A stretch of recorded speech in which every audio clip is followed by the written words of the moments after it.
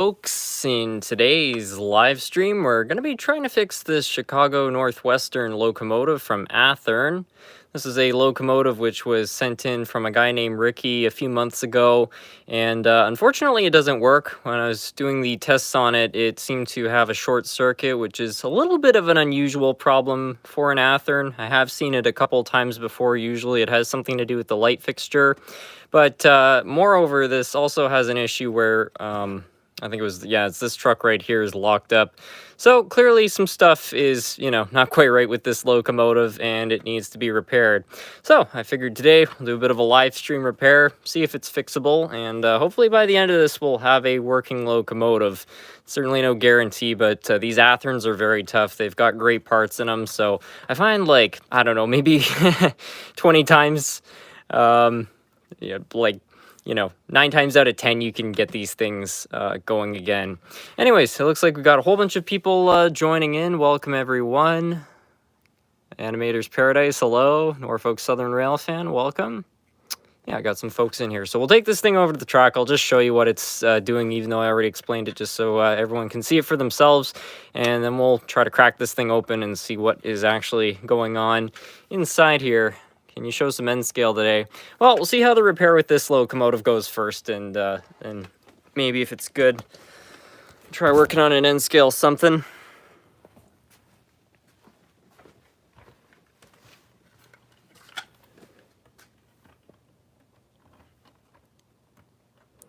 So, I mean, even the way this is sitting on the track is a little bit weird, but give it a little bit of voltage. And there's no headlight, no humming from the motor. And in this case, since I got a controller with the dial, you can see we've got high current draw. So that is clearly a short circuit on 4 volts. A little bit of current draw would be normal, but that's quite high right there. So let's see if we can figure out why exactly it is shorted. So will it run? Well, I haven't figured that out yet. Dennis Laura, fantastic live stream SMT. Keep up the great work. Thank you. I hope it runs. It would be nice to see it. It is a nice looking locomotive in my opinion. I'm also noticing it's missing one of its motor mounts, which is a little odd anyway. Okay, so clearly somebody's modified this locomotive. From the factory, these things would basically have like a bar which went across here. A lot of people bypass them and they just solder directly on here because it's a little bit more of a reliable connection. Now, I suspected it was an issue to do with the light fixture, but this is nice and out of the way of these parts down here, so that looks okay. Looks like the metal could be crimped. I mean, that's completely loose there, so that's already a little bit off. Got a loose drive shaft. It looks like the one on this side is actually missing, so that's not so good. That still doesn't answer why this thing has a short circuit. This is kind of locked in place too. This is really weird. Okay, I think I see what's going on. I think this truck is out of place. Yeah, I think that's what's up here. So I'll grab a flathead, so I'll try to remove that. I think the trucks are going to have to be cleaned. I noticed you got a feather here. It almost looks like a chicken feather, and the wheels are mighty dirty too. So I don't know if this thing was sitting in a barn for a little while or something, but it needs some love. Montreal Train Channel, good afternoon from Montreal. Thank you for joining.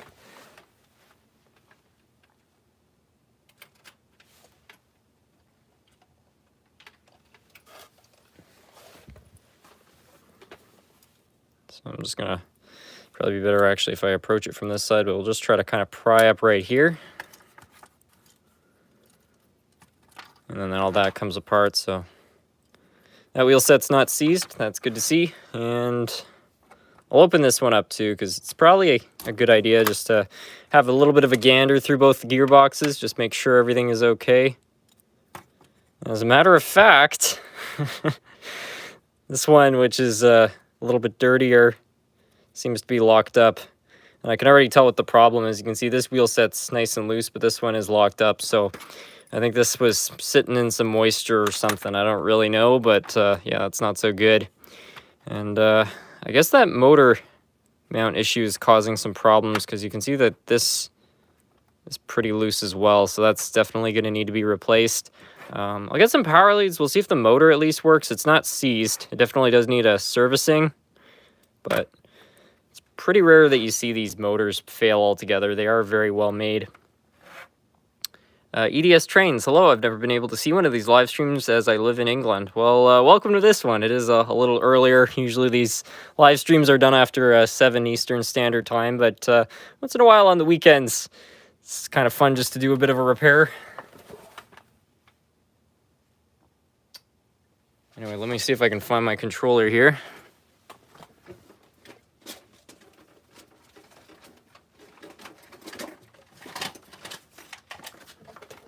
There we are. Hello from New York City, welcome. I live in England as well. Chicken feathers talk about a barn find. Yeah, never mind like classic cars. Here we got like a classic model train barn find. I don't think that this locomotive would be super old though. It's got the plastic side frames. So this was likely made in the, probably about the mid-80s. I haven't caught one of these yet. What's wrong with this locomotive? Well, originally I only thought it had a short circuit, but earlier in the live stream discovered that one of the gearboxes is also seized and the motor is dislodged, so it needs work.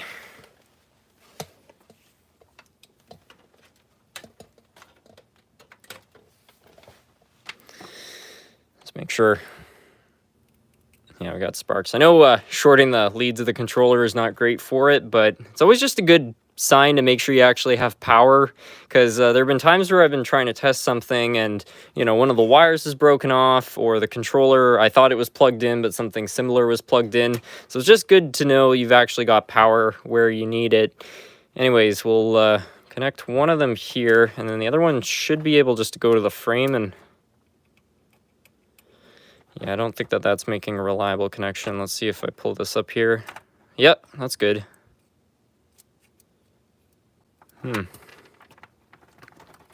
Just gonna try to pull the whole power plant out of the locomotive and we'll see if it runs.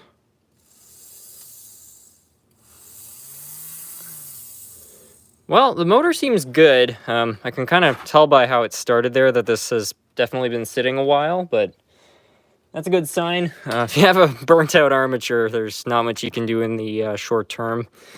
I mean, these motors are pretty easy to come by. Athearn used them in almost all of their lineup, so you can almost always swap a motor, but just a little bit better. So we'll probably start by servicing this motor. And I think the best thing to do would be to get a toothpick and just kind of clean out all the gaps on the commutator. We'll start with that and then follow it up with the fiberglass pencil here. Just going to grab a quick toothpick here.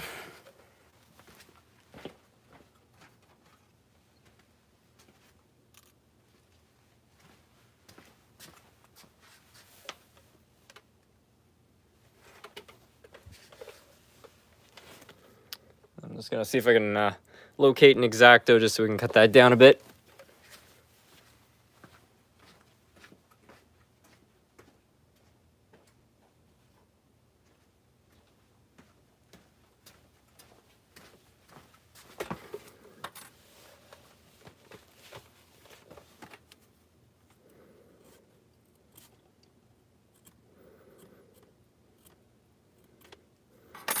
That should work well.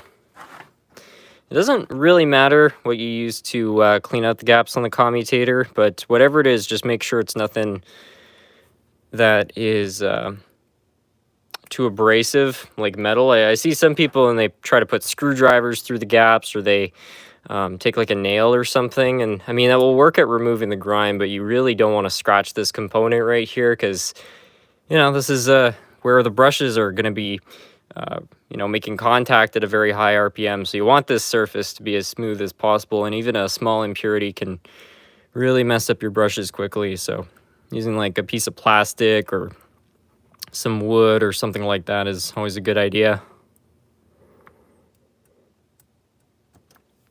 Let's check the comments here. Very reliable motors. I've had good luck with them. I have too. It's crazy, you know, sometimes I've seen these locomotives, they've been completely seized, and the motors still haven't given up the ghost.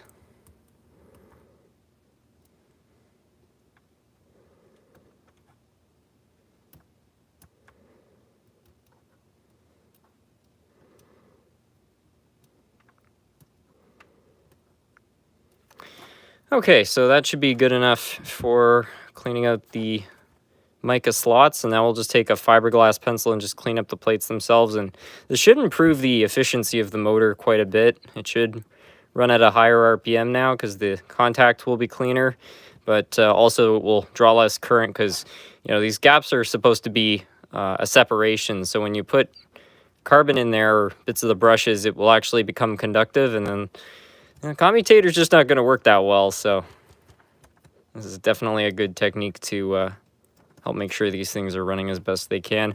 A lot of people too complain about, you know, older locomotives having a bit of an ozone smell, and they definitely do. I kind of like it because it's nostalgic, but I find when you clean the commutator, it almost completely goes away, and I suspect the reason for that is when you clean this surface, any oxidization which might be causing sparks, you know, that it's a clean surface, so there are less sparks, and as a result, there's less of that kind of ozone smell. So, yeah, I guess we'll just throw a little bit of oil if I can find some in the two bearings here. And I think that should do it for the motor now. We got one mount, which looks okay, but the other one is long gone, so I guess we're going to have to go through the spare parts bin and see if we can find another mount for that. Then we got to figure out what's going on with both the trucks here. And I'm hoping that everything just kind of being out of place, like, you know, this truck being out of place maybe was why there was a short circuit, but still not an exact answer for that. Is ozone toxic? All my old engines smell like it. Yeah, ozone is toxic. I wouldn't worry about it with an HO scale locomotive. I mean, the quantity coming out of it is pretty minimal, but yeah, it's not great stuff to be breathing in. So, yeah, I guess I'm just kind of wondering if I should desolder that. Yeah, I'll get the soldering iron out. I'll just unsolder both these wires. It should just make it a little bit easier to service both the trucks. I have a Santa Fe locomotive with cars and a bad truck controllers by Lifelike. Bad track. Well, the power lock track, yeah, most of it's steel, so sometimes you need to take an abrasive cleaner and shine up the rails.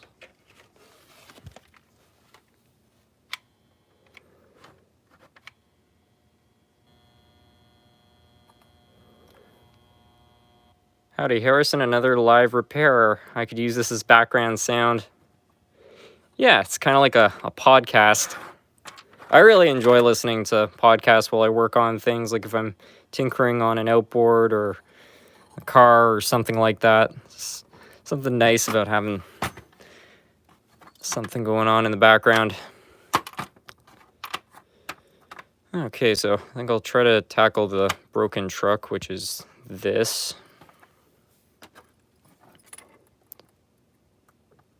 Okay, good, that's not too hot. These upper clips are usually pretty easy to remove, but the bottom ones can be a bit of a challenge.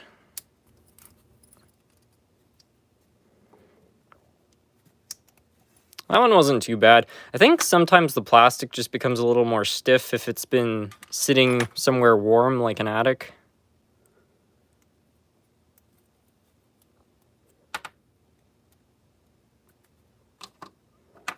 So we'll see, are these gears actually locked up? Gears are fine. That's locked. So it really is just that one set. So even if this didn't have a short circuit, I highly doubt this engine would have actually run because of that. I'll open this up, and despite how the wheels look, it actually seems quite clean, so that's great to see. Dawson's Railfan Adventures. Well, Harrison, funny enough, I got you in the background while I'm working on my layout, And Iron Horse Historian says, SMT, do you ever pre-order anything new or prefer fixing junkers? I don't usually pre-order. It's funny because somebody in the last live stream actually asked me if I'd pre-ordered anything, and I thought I hadn't, and then I remembered when Rapido was coming out with their LRC locomotives, I actually had pre-ordered those. But most of the time, I prefer just buying used engines. There are a few exceptions, like the new Scale Trains AC 4400s that I bought. I really like those engines. They run great. The sound quality is terrific. But, you know, truth be told, like, you know, I think those engines, when all is said and done, are probably about $600 Canadian. You know, pretty significant amount of money. And I find most of the time I get the same amount of enjoyment out of a $10 Tyco locomotive. So it's kind of nice buying something that's a little bit easier on the wallet. But yeah, it's not to say I have anything against having a few high quality locomotives amongst the others. Yeah, these gearboxes are looking great. I'll probably check too to make sure these wheels are engaged. That to me looks like it's a little bit wider than it should be. Let's have a look here. Yeah. It's not too bad though. Perfect. And that one's actually a little bit too small, so we'll just do a little bit of a twist here.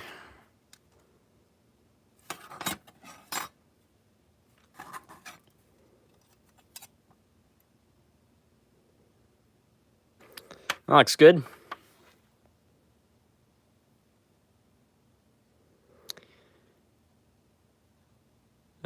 Another question, do you have any doodle bugs? I have an old Bachmann one. Yeah, I've got a couple. I think I've got two doodle bugs. They're nice engines, well, if you can call them engines.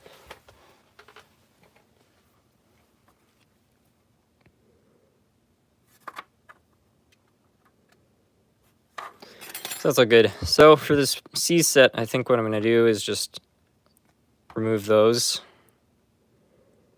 And I might have to either put some heat on this or some sort of a penetrating oil.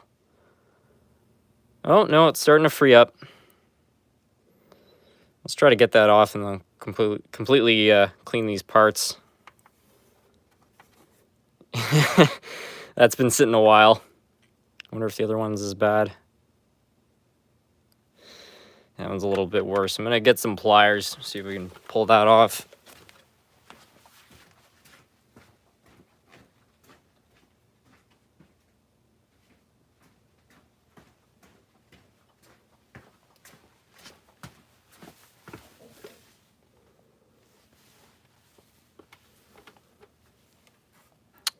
Me and my dad are making an HO scale setup in our basement.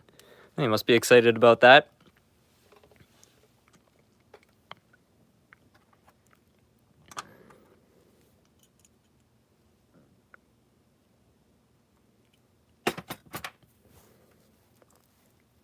And that is really jammed on there. So taking those things off helps with, well, this is all locked up, so clearly there's, you know, all sorts of crap that needs to be cleaned out. So removing those parts is just going to help with freeing up these 2Cs bearings. I'm not going to bother doing that with the other ones because, you know, you can see these are turning beautifully, so those are no problem, but these are another story.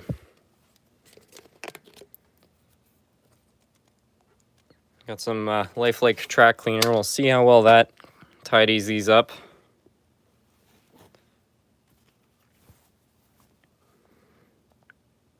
I'm currently working on a Rivarossi Dreyfus Hudson seized motor. Anything I should know? If the motor is seized, I'd say in all likelihood it's probably rusted through. I've seen that happen on a couple Rivarossis before. It's funny, I actually did a video earlier this year where I was working on some seized Rivarossis. If yours doesn't look too rusty, one thing you could try is removing the motor from the locomotive and submerging it in vinegar. It's not great for the motor, honestly, but there have been a couple times where I've tried to disassemble a seized motor, and when all the parts are really stuck together, you might just end up breaking the commutator off, and then that's kind of the end of the motor. But there have been a couple times where I've soaked a motor in vinegar, and it actually has succeeded at, you know, removing enough of the rust to get it unseized. So it's something you could try, and then if you fail, the good news is that the Rivarossi motors are not too uncommon, so you could probably find a replacement. But yeah, try removing it from the engine, soak it in vinegar for like 2 days, make sure there's good air ventilation, and then yeah, run some water with baking soda over it after, just to, you know, undo the acids, and then you might get your motor back. Have you ever been to Ohio, and are there any good train stores there? I have been to Ohio. I was in Cincinnati back in 2019. Wonderful city. Unfortunately, the train store I went to closed. I can't remember the name. But there's a channel on YouTube called DCC Train, and he runs a train store in Cincinnati. I've never been there myself, but I've heard really good things about it, so that might be worth checking into. Yeah, luckily whatever this stuff on the wheels is, it seems to be coming off pretty easily.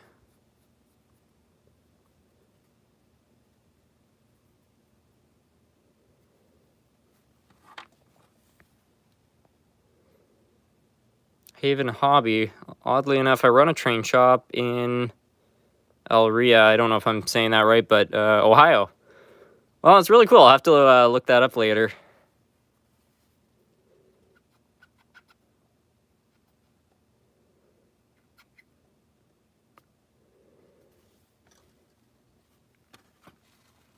Do you have any German locomotives? I've got a couple German steam engines and some diesels.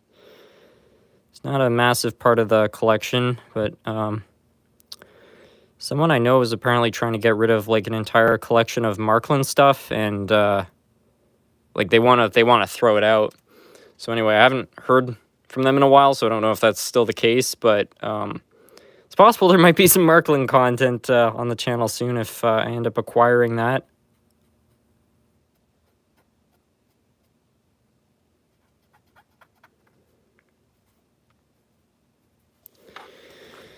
Okay, I'm going to try throwing a little bit of oil on here, a bit on here, maybe clean up the tops of these bearings a bit, and we'll see if we can get these things to at least turn half decently. I think they're going to be okay.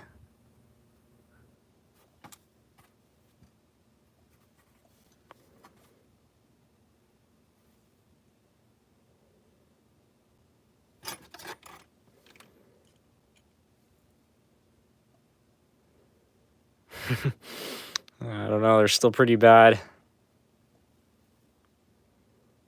Markland isn't bad. I like Markland. Well, their stuff's AC, so I can't really run it on my layout, but in terms of quality, all the Markland stuff I've ever worked on seems to be very well made. You know, this is starting to free up.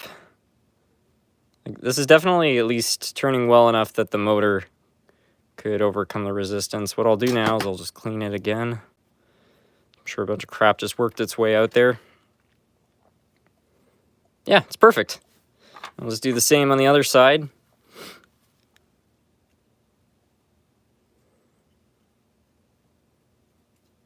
This one's turning really well right away. That's good.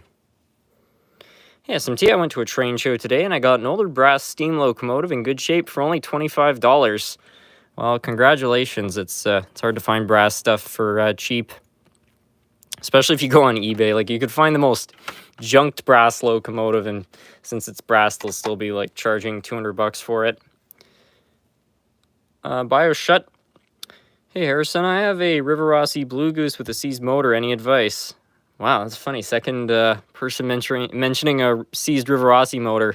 Okay, so as I was saying earlier, trying to take apart a seized Rivarossi motor, like if you can't turn that over by just, you know, wrenching on it a little bit with a pair of pliers, it's probably kind of junked. So what I would try to do is remove the engine from the locomotive and drop it in some vinegar for 2 days, and then try to see if you can get it unseized. And if you can, just run it under some water with a bit of baking soda to dilute the acid, and then yeah, put some fresh oil in the motor, and if you're lucky, you might be able to use that motor again. I've been successful a couple times. Alternatively, check on eBay, because the types of motors they were using in those locomotives were quite mass produced.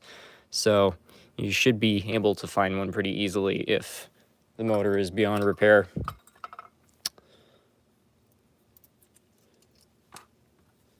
So I think at this point we'll put this wheel set back together.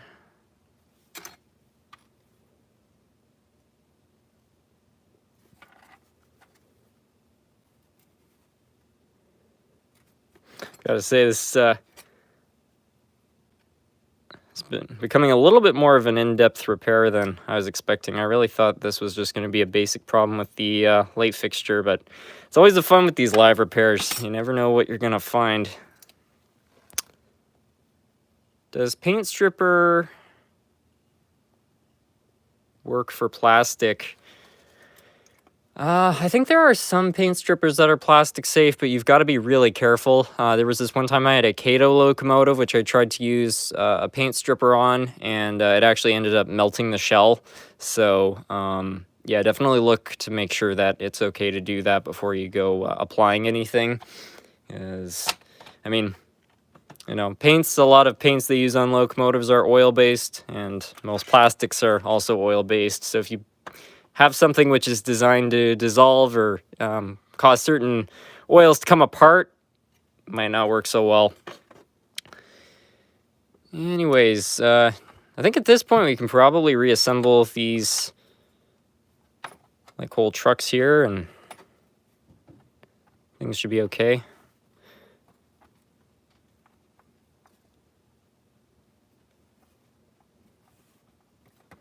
Can you guys hear Nerf Cat walking around upstairs?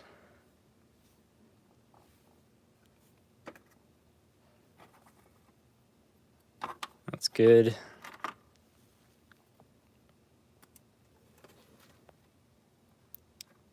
Nice to see you using the NMRA gauge. Yeah, well, thank you so much for sending this, Jakir, if it was you or Peter.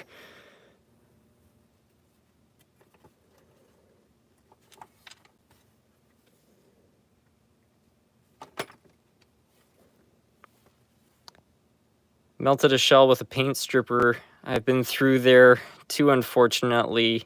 Luckily, it was an inexpensive kit. Well, that's good, yeah. Unfortunately, in my case, it was a nice Cato engine. It was brand new. I was trying to make a New Haven heritage unit out of it, and yeah, it totally ruined the shell. The good news is that I was able to reuse the whole drive system for a Via locomotive, but yeah, I really was not expecting that.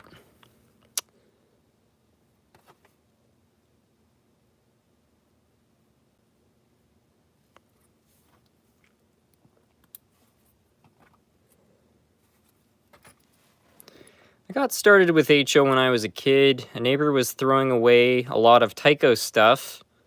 I rescued it all, cleaned it up, joining my Lionel 027 equipment. Then I got a new HO Tyco set next Christmas. Well, there's an interesting story. I don't hear too many people getting into the hobby that way.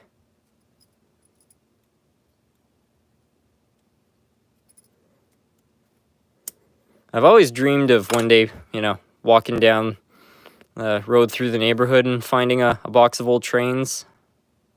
The closest thing to that was years ago. I remember somebody was giving away some trains locally on Facebook Marketplace, and they just said, you know, first person to show up gets them all. So I immediately sent the guy a message, and I got in my car right away. I was not waiting. I was like, I went over there, and you know, a lot of it was not like super high end as you'd imagine, but still there was a lot of great stuff in here, which has improved the layout significantly. And I think that was featured in a couple of videos here on the channel back in the early days. So yeah, if you're lucky, once in a while, we'll find something. I usually get the letters off by wet sanding it lightly in primer. I don't mess with trying to strip it off. Yeah, that's a fair point. A lot of the times, too, I find you can just spray primer over the old layer of paint. I mean, it's not ideal, but a lot better than melting the shell.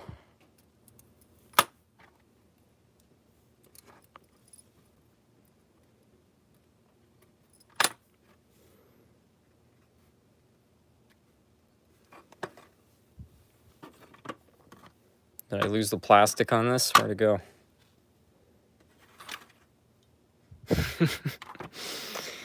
Every time I start to get tools on the workbench, I always start losing stuff.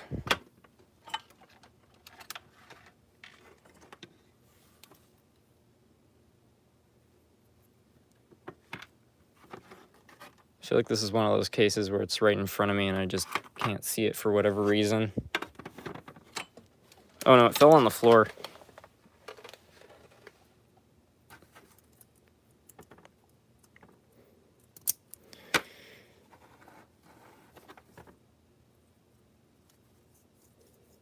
Well, it seems to be turning pretty well. Ideally, this should be able to, you know, turn with zero resistance when you do this. But if I apply a tiny bit of pressure, it does move. So it should be okay. I mean, these wheel sets have been definitely sitting a while, so they probably just need to break in a little bit, but you can... Well, it was moving a second. Yeah, this one's already getting there, so it's off to a good start. Turn our attention to the whole chassis here. Now, we know the motor works, so that's all ready to go back in. I think all these are turning okay. So all we need now is the plastic component which couples these two parts together. I think I have one in stock. I really hope I do, otherwise that's going to make this... it's going to bring the repair to an abrupt halt. And then we got to go digging for some sort of a motor mount. That should be fun. Need a workbench organizer? Maybe so. Now, when I did the large repair of several locomotives, one of those was an Athearn and it needed many parts, so I brought all those up to here. So I think that we might have that coupling in here somewhere. I've got lots of like Athearn gears and stuff, so I feel like this is like on the right trail.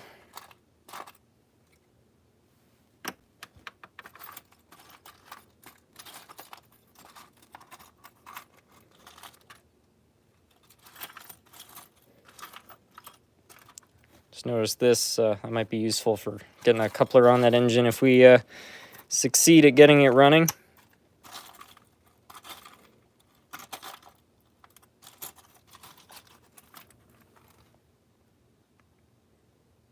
I've converted a Markland ICA3 to run on 2-rail DCC. That'd be a pretty cool project. I don't know what kind of locomotive it was, but I know another guy who does repairs here on YouTube, Darth Santa Fe. I think he did that with a Markland engine. He converted it to run on 2-rail.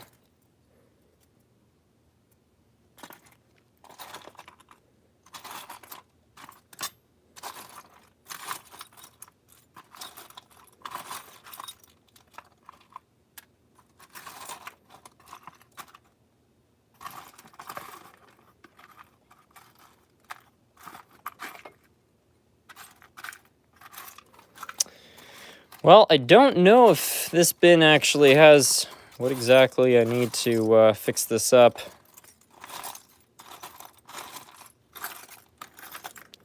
So I might have to look through some other bins. Yeah, I don't think that there's that particular coupler, but I have another bin under the bench. I think it might have that part.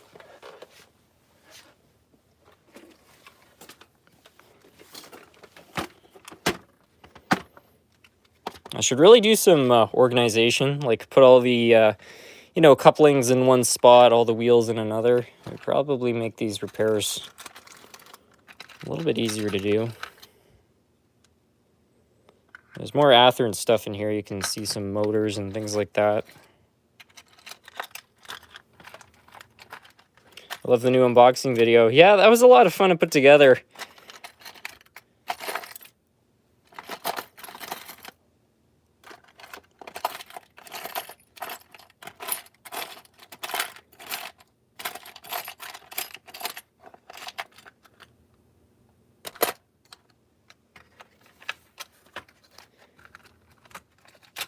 Randy from Chattanooga, Tennessee. Hi, Harrison. Great to see you back on another live stream repair. That locomotives looks like it exploded. Yeah, it's definitely had a rough go at things. And for anybody who's just joined in right now, I'm actually currently looking for parts to replace one of the couplings, which unfortunately seems to be missing.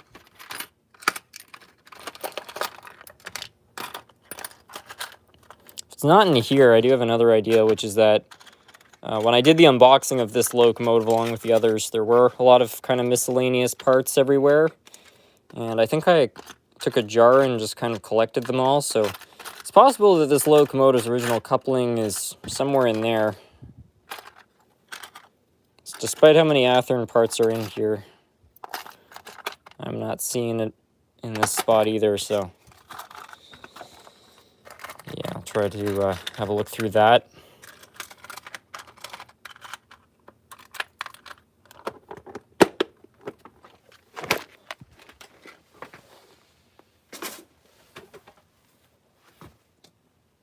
You show me the German locomotives after the repair. I could probably show some of them right now. Here's one of them. I've got a couple of diesel electrics, I think they are. Yeah, I got two of these guys. This one actually is AC. Anyways, I think the parts might be in here.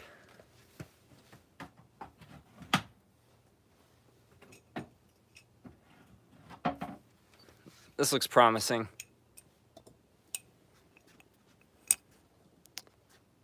How old is the locomotive that you're fixing? Probably between 30 and 40 years old. It had to have been made at some point during the 80s because it's got the plastic side frames. It could be a little bit newer, maybe 90s, but I don't know. Judging by how a lot of these parts look, I think it's got to be at least 30. Okay, let's hope it's in here. Ha! Oh, bingo, that's awesome. Oh, I'm so happy. That is just too good. Oh, here's another one of those. Okay, very good. Looks like the part repair is back on track. That's a V200 from the 1950s. It ran a lot in Western Germany. Oh, I don't know much about the history. One of my buddies actually found that at a train club. Somebody was giving it away. Randall Ellison, it doesn't appear to have the superpower drive either. Well, we could easily convert it to a superpower drive. Anyways, just, well, let's get the chicken feather out of there, and let's clean those quickly. These don't look too bad, actually. Sometimes you open this stuff up and these are really grimy, so that's good to see.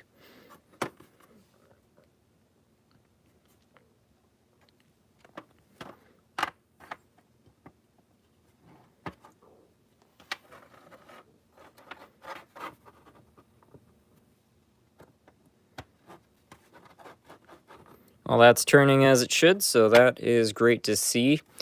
Now, we need a motor mount, and I believe I bought some a few years ago, so back to the parts bin. We'll see if we can find that.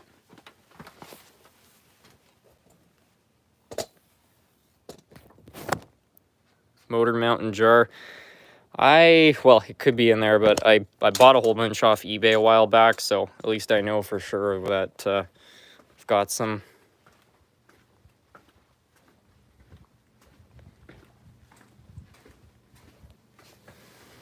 See if I can get a bit of a flashlight going here. There we are. There's a lot of Athearn parts here, so it should be amongst here somewhere. Yeah.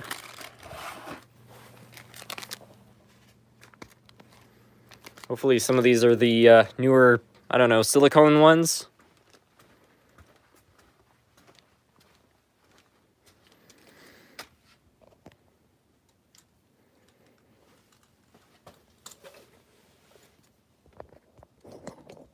I love the part when you're putting everything together.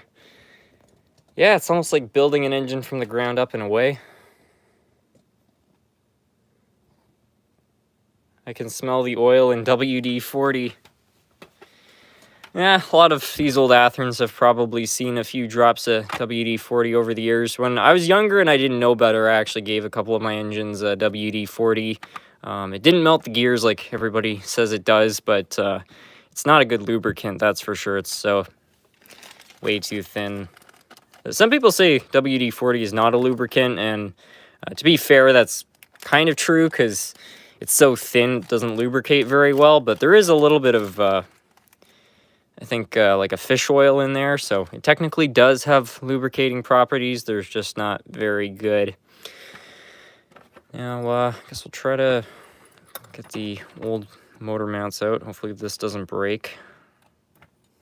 This is really the only part of the blue box engines I don't like are these motor mounts, because I just find these quite often crack and the motor goes bouncing around inside, which is no bueno.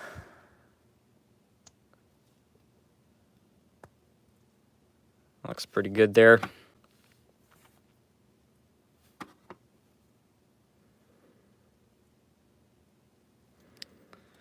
You know, it's supposed to go in this way. You can see, you know, this fits in there. One thing that's always important, though, is just to make sure these contacts are actually out of fairways, because if these don't overcome the distance on the motor mounts and touch this, they're not going to run. And you see that happen a lot of these Athearn engines, like they won't start, and it's just because the motor's become dislodged and it's not making contact with that.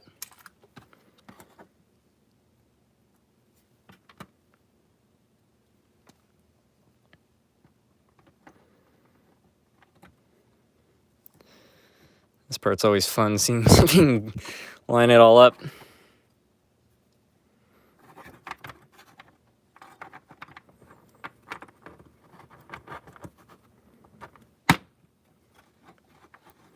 Okay, that all looks very good. So now I think all we have to do is get the worm gears back in, throw some oil in there, and then hopefully we'll be able to test this thing out. It would also be nice to fix the light fixture if possible. I don't know if that works, but I found another one, so we can play around with that and see if we can even get a working headlight. It's always a good idea too, just to test all this stuff manually, and yeah, that looks good. Let's see if I can find some grease or something here. Casey Hudson, I've got a Proto Power chassis. They're definitely tougher than the ordinary Athearn F7 chassis. I can't speak for the chassis. I do find generally the Athearns are higher quality than the Proto engines, at least in terms of gears, but, you know, Proto engines are a little bit more modern generally, so, you know, I think they are, some things definitely did evolve, so it's possible that they did improve the chassis a little bit. It's not super common, but I have seen a couple of Athearn chassis crack from being dropped.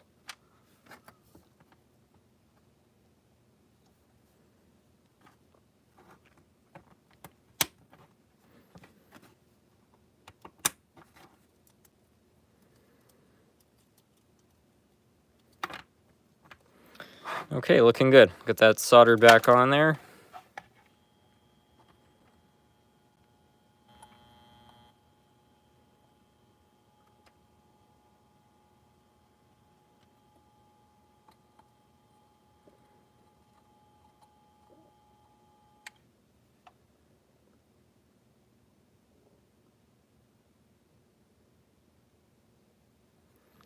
What's the best locomotive for a starter? Well, I'm not the biggest fan of Bachmann, but I will say that they do make the cheapest starter sets. So I'd just go on Amazon and just see kind of like what's cheapest if you don't really, you know, care about what you're buying. Otherwise, I'd really recommend the Walters GP15s. You can find those on Amazon as well, and they're about $70, but they're very nice locomotives for the money, in my opinion. A little bit better than the Bachmanns.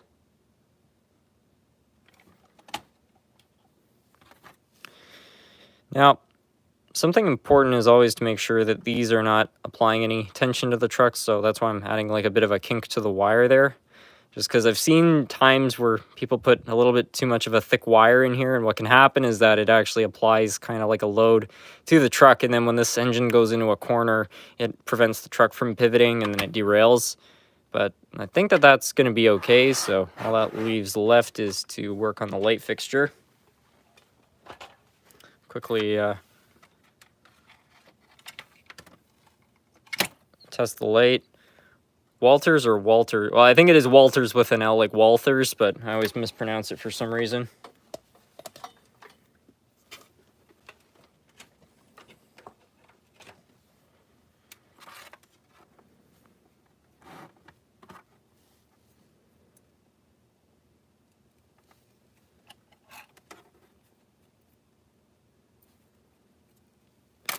Well, it works.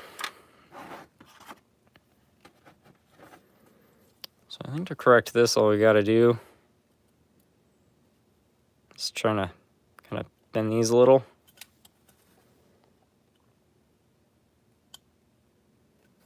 I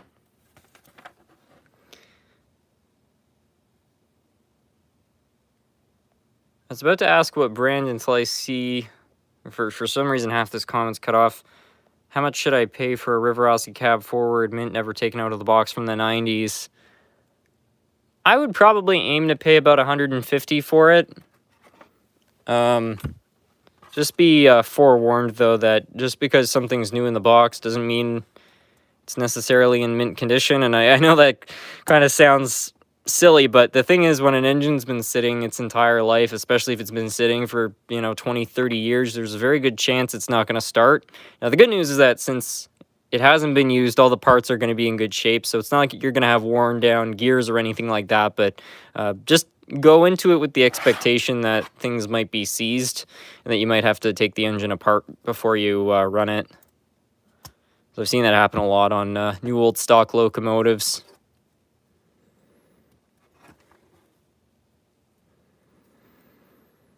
Okay, that looks good. I think really the only thing left to do now is throw a coupler on it. Should probably test the engine first, so maybe this is putting the cart before the horse, but I have enough confidence in this Athearn drive that I think it's going to be okay. So I'm going to go look for cheap coupler. We'll throw that in there, and then see if we can haul some cargo with this thing.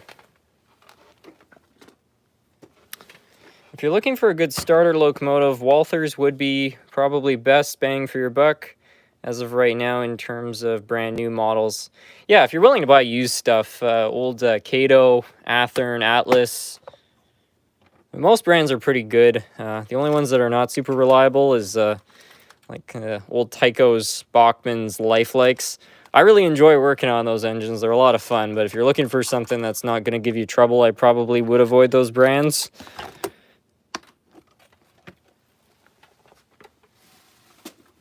Lifelike Protos are pretty good.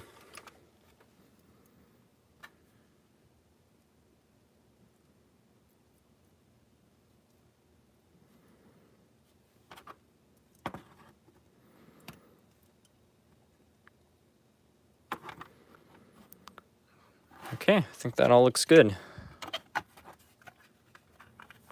I'm a model railroad enthusiast, but I don't have any money for anything. Do you have any suggestions for building DIY tracks and locomotives other than cardboard? Also, can you please show us Nerf Cat? Yeah, so for building your own tracks and stuff, I can't really speak. I've never built track from scratch before, but if you're willing to compromise performance a little bit, you can pretty much find brass track for almost nothing.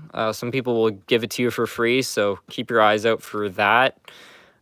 You will have to clean it with something abrasive because most of the times it's oxidized pretty badly, but that's a good way to get cheap track.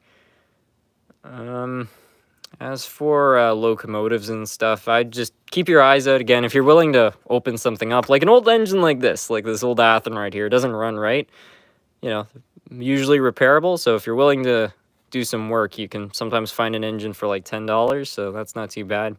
As for finding Nerf Cat, I know he's upstairs because I keep hearing him walk around, but I don't know specifically where he is. Anyways, let's take this thing over to the track and see if it will start.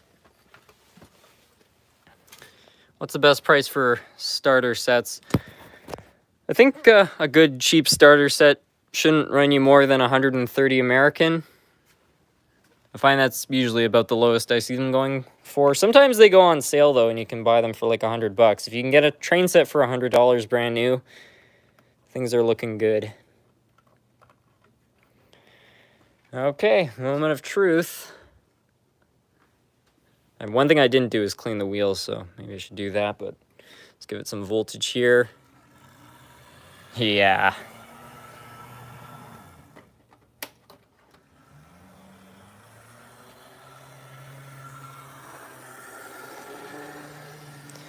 It sounds like it's running pretty well.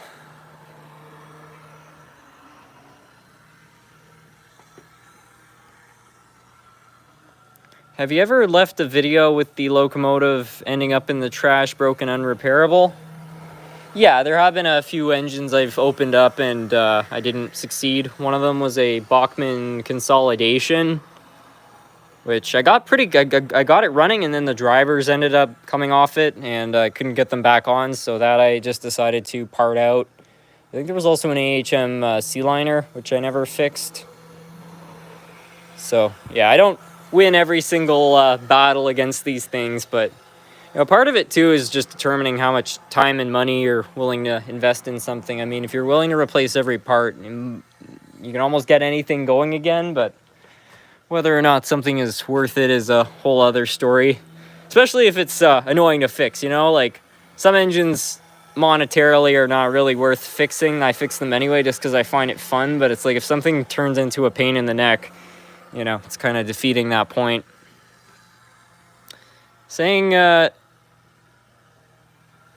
Having said that, though, this thing seems to be going pretty well.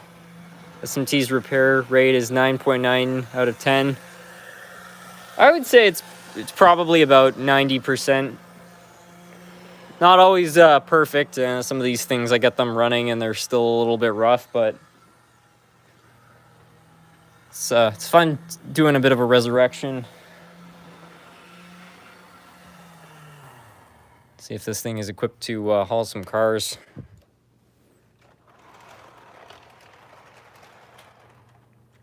So what I really love about the old Athearns is you can just take an engine that has probably been sitting for at least like 15 years, maybe 20 years, do a little bit of cleaning, and I mean, this live stream is not even like an hour long, and it's already out on the layout hauling cars. North American Trains, welcome.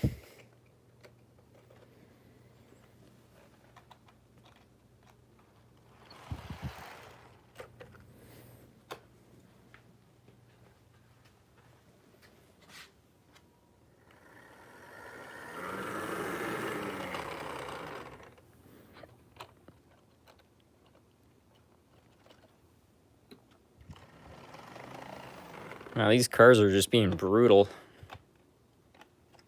I think we got it that time.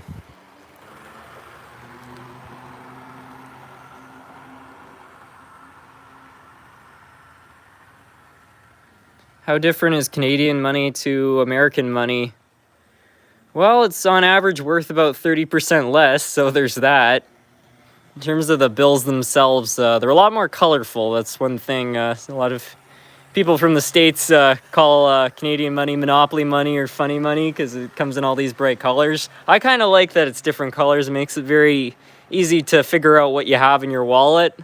You know, I find an American one and an American $100 bill from the side, you can't really tell the difference. But yeah, I like the American money a lot more. It's worth a lot more, so that's its strong suit.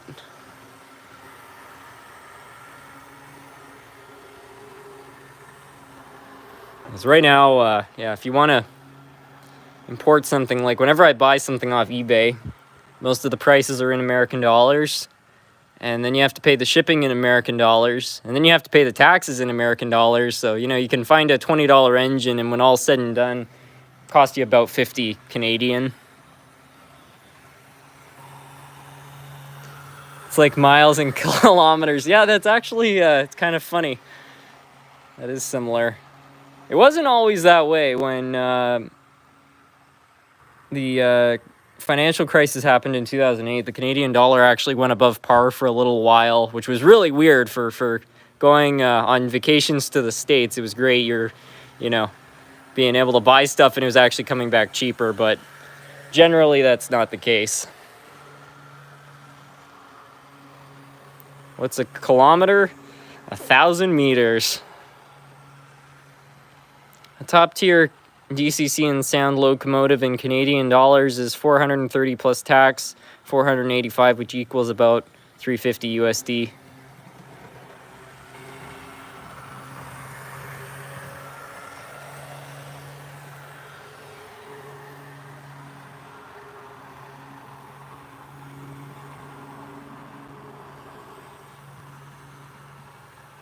Hello, SMT from Swift Current Question. I have an app, 3 out of 4th mile. Track curve straight, not including switches. What is the best way to judge how big a layout I can build? Well, if you want to have 22 radius curves, you've got to at least build the layout 4 feet wide. So if you wanted a layout, the smallest layout you could build with 22 radius curves would be a circle of 22R, which is 4x4, but I'd probably make it at least a 4x5. The longer you can make it, the better. So minimum of 4 feet wide, by if you can make it 7 feet long, it'll be pretty good. 4x8s are pretty common for a good reason, just because the straight sections is where you can put the switches and things like that. So it's just something to keep in mind.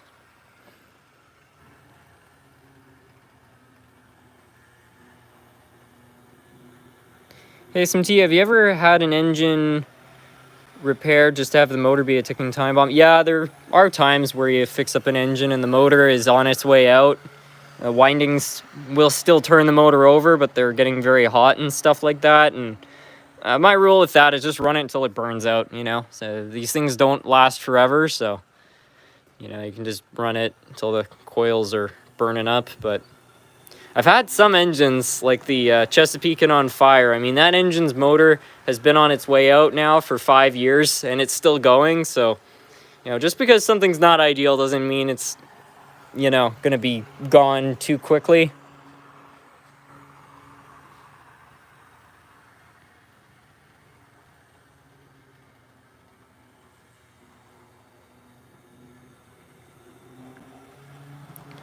It feels like me and the other 3 people are on this stream. By the way, do you have an eBay account to sell things? If so, what is it? I don't have an eBay store. I just buy things off eBay.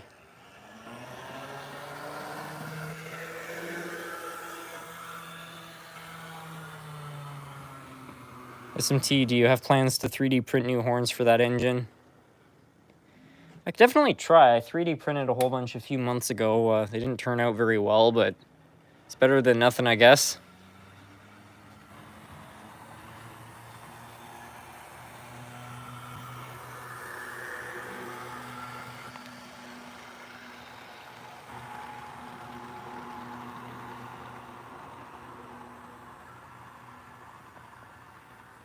I had a 1949 Lionel NW2 blow up a few months after I got it working. That's too bad.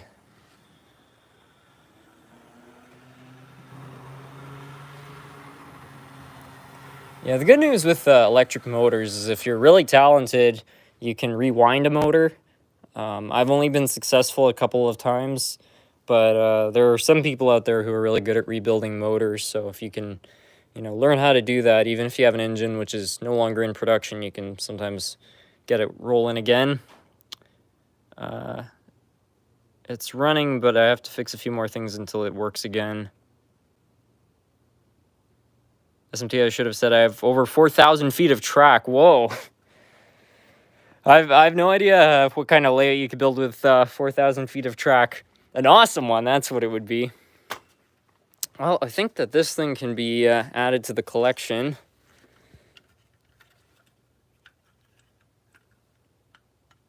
I don't know what would be a good spot, maybe there. Oh, there's already an engine back there. What even is this? Oh.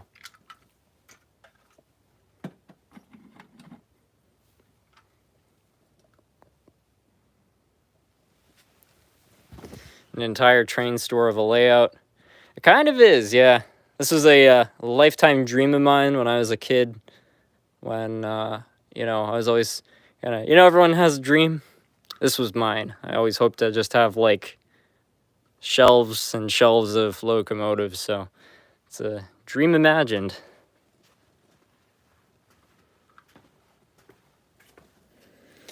This might be a good thing to work on next. Now, if any of you were watching the previous live stream, you'll know I was running this thing and then it just started shorting out. I really don't know what the deal with that is, but I guess we'll try to fix that next. I have a feeling it has to do with the insulation around the motor, but it could be anything else.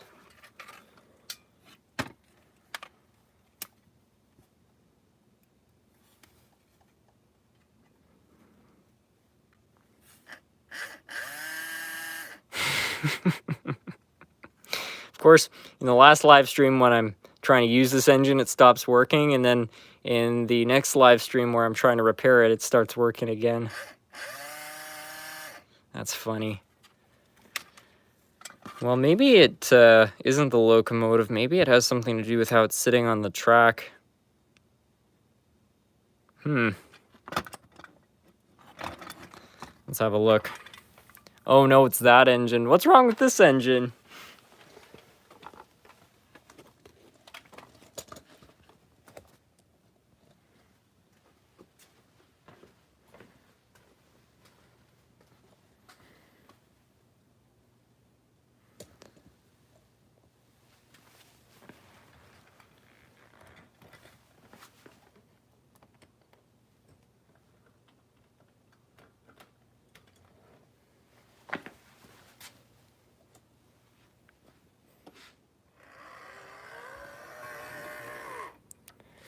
Well, I guess this engine just decided to repair itself, so that's kind of nice. I really wish I could figure out why it was shorted during that live stream, but I'm not going to argue with the good things, so that's good.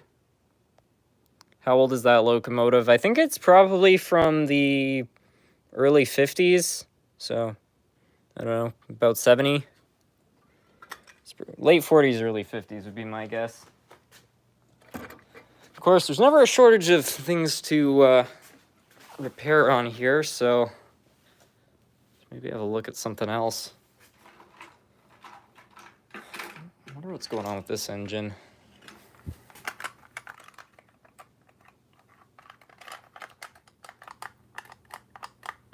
Oh, that might be bad. Yeah, that might be a little too in-depth for this live stream.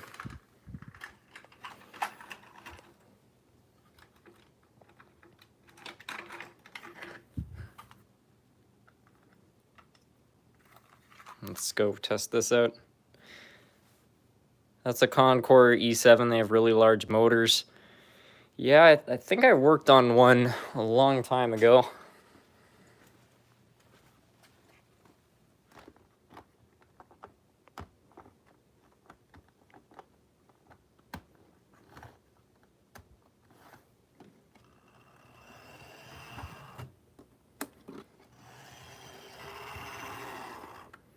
Well, I don't know why that was in the repair bench, but clearly that's all good.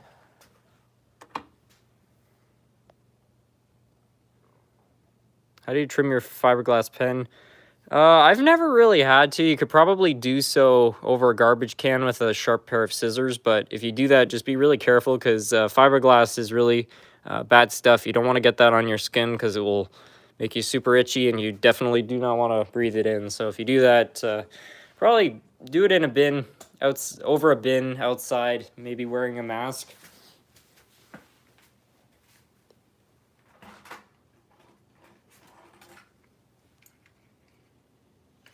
This might be fun.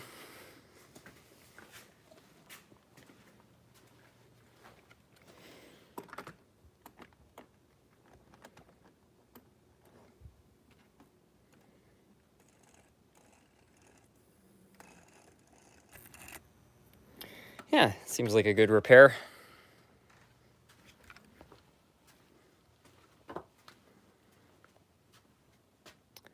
You should do an N-scale live stream, run one of your engines before and after.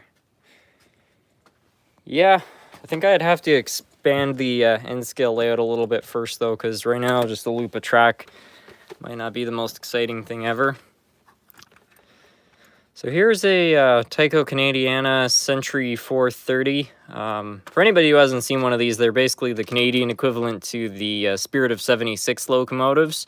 And they're one of the few model trains, to my knowledge, which were actually exclusive to the Canadian market. They never sold these in the United States, but due to the proximity of a lot of towns, I have seen some Canadian or some American train shows that have these, so a fair amount definitely did make their way to the US. Now, this one I actually bought for $10 a couple years at a train show, and it kind of runs, as you can see, just not very well, so I think it's been sitting for a while. And today we'll see if we can get it running.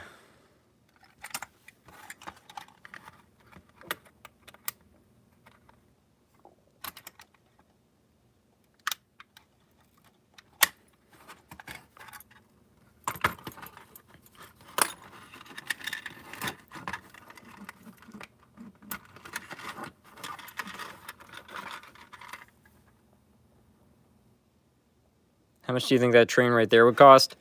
If you're talking about this old Tyco, not very much. These are worth, like, I don't know, $10. You usually see them go for a little more than that, but if you wait long enough, you can find them for cheaper. This one's turning pretty well, so that's a good sign. I think primary problem with this is probably an electrical issue. What's your opinion on Hornby? I think Hornby is decent. They're not my favorite manufacturer, nor have I worked with an insane amount of their products, but they've had a very long history in the British market for making different products. Their stuff from the 80s I don't find is super high quality. I mean, they were basically out in England doing the same thing that all the American manufacturers were doing, like Tyco, Lifelike, and Bachmann. They were just making the cheap pancake drives, but like the old Trying Hornby drives, those are pretty good, and the modern Hornby drives are generally pretty good, but it's one of those things, too. They're a company that's made so many different products that it's kind of hard to also just generalize, because some of their products are good and others not so well made. The old Canadiana on eBay is easily going for under $100. They're dirt cheap at shows, and the Americans always pay big for them, and I've sold at least 6. Well, I find at train shows these things are not worth, because most people in the hobby, they know Tycos are not very high quality, but I don't know, maybe in some parts of the United States they're not that common. Like maybe if you're out in like Texas, they're a little harder to come by. Yeah, I have seen people pay through the nose for Tyco locomotives on eBay.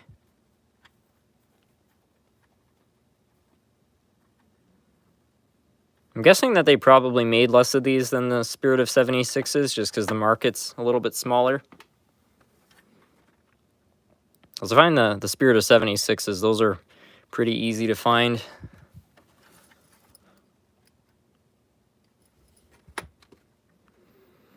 This engine's looking pretty good. Sometimes you open these things up and they're just nasty. They're caked with old, like, dust and hair and stuff. But, like a few little pieces of hair, like, it's really not that bad for an old Tyco. I don't even know if I want to bother opening the motor up on this one.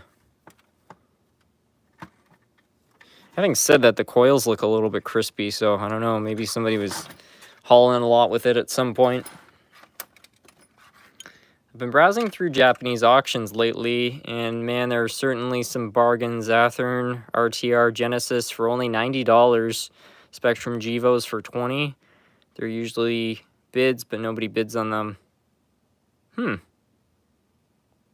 not affiliated with them, nor my sponsor, just putting that out there. Well, it's good to know. I don't know if you were trying to import an American locomotive from Japan, how cheap that would be, because sometimes you have a good deal, but the shipping kind of ruins it, so be interesting to see if you can still kind of come out on the upper hand with that.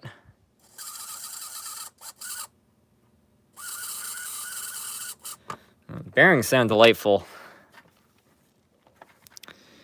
Now that sound usually does stem from either the gears or the bearings on the motor not having enough oil, but you have to be so careful when you're adding oil to these things, because if you add too much, it will go right down to the commutator and it will start to burn, and then it's not good.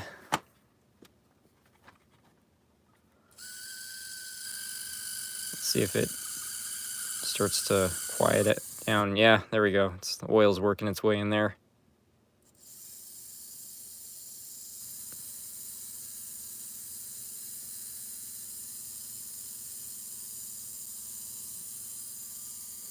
It's getting through it.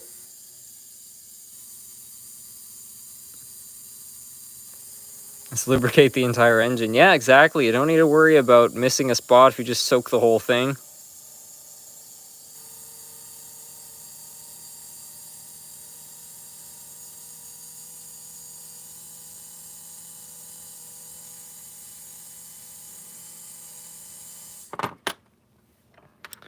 Do you ever sell model trains? I've resold some of the stuff I've bought off eBay. I never sell things people have sent me, obviously, but yeah, I sometimes, when I bought something off eBay that's like a duplicate, I just sell it back to like my local hobby shop. There's not a lot of money to be made there. If I was willing to sell things on eBay, you'd probably make a lot more, but most hobby shops don't really like buying old Tycos and Lifelikes, so I usually sell them for like, $10 a piece or something, which is good, even if after I've repaired them, I'll at least get most of my money back. But yeah, it's not a super lucrative business. Especially too, I mean, any shop, and I get this, they want to obviously put a bit of a markup on it. So if they're giving you $10 for an engine, they're going to resell it for 20. But, they got to make some money somewhere along the way, so.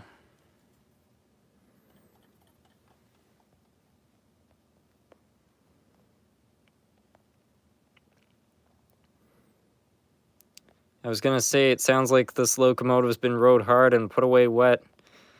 Yep, just like an old boat. Usually depends for me in Spain. It's a win-win, because if I import something from the US, I'll pay a similar amount for shipping, but way more expensive, and I'm not sponsored. Huh, okay. It's much quieter.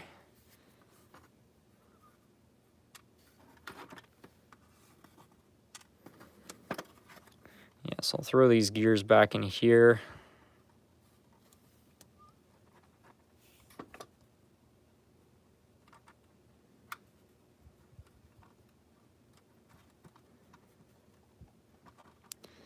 Yeah, it's turning relatively well. I think what this locomotive really needs more than anything is just a bit of a wheel cleaning.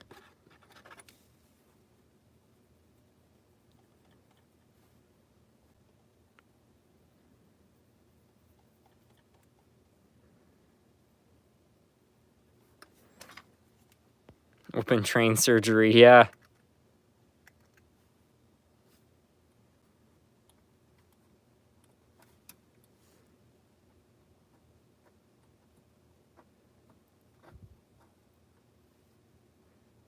I usually put a little bit of oil on the tops of the gears too, because, I mean, all these parts are kind of, moving over each other, so definitely want some oil there.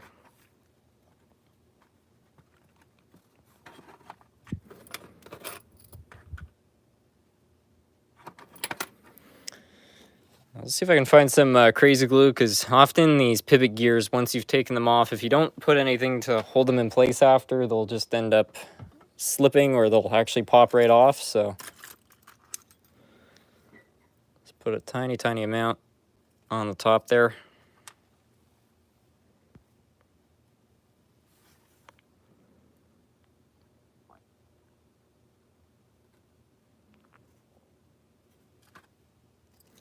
So let that cure. In the meantime, focus on actually cleaning up these wheels right here.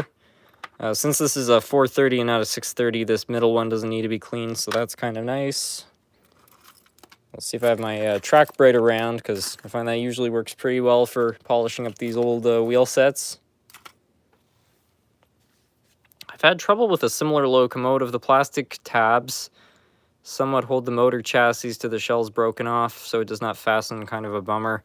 I think heat over time sometimes warps the plastic, because sometimes these things come out very easily, other times they're all kind of melted and they're hard to remove, and they don't do a good job at holding the motor in place. So yeah, I have had that happen as well. Anyway, I'm gonna go look around here. I know I have a track cleaner somewhere, but it's not in my parts bin, so probably means I was using it in some section of the layout and left it there. I doubt it's too far away.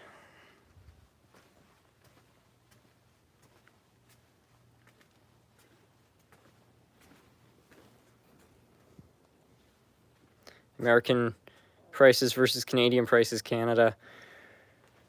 Well, I mean, yeah, if you come to a train show and you're from the United States, the deals are going to be great. Because a $15 engine in America is usually a $15 engine here, but in Canadian dollars.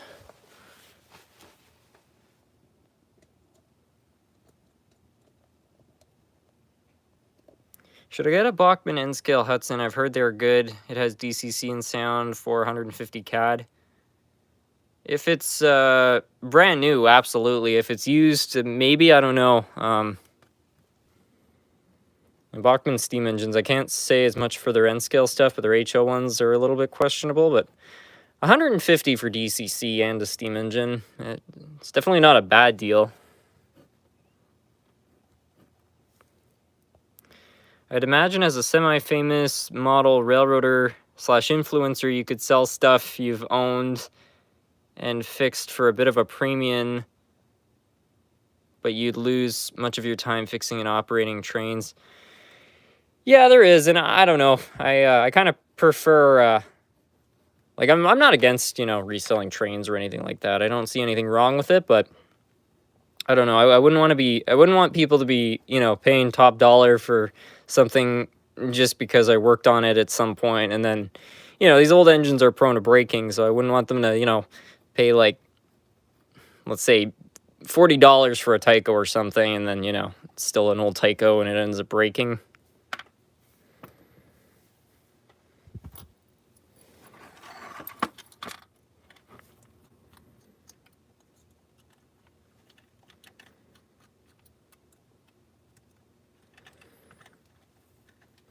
I recently had to travel through Kansas City, Missouri. I had to drive on the road that goes right past a massive railroad. On the way, I saw a rail yard, looked the other way, and saw a small airport. Wow.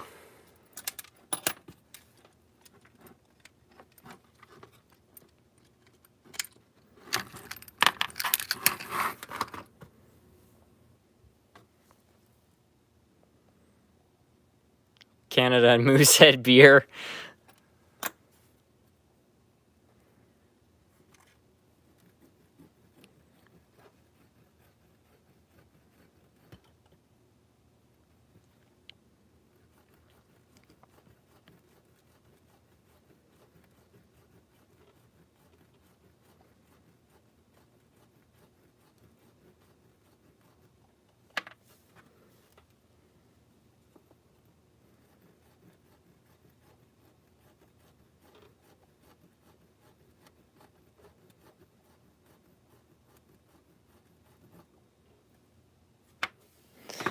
All right, I think this is probably going to run like a million times better. What's your favorite train? The River-Rossi Hiawatha.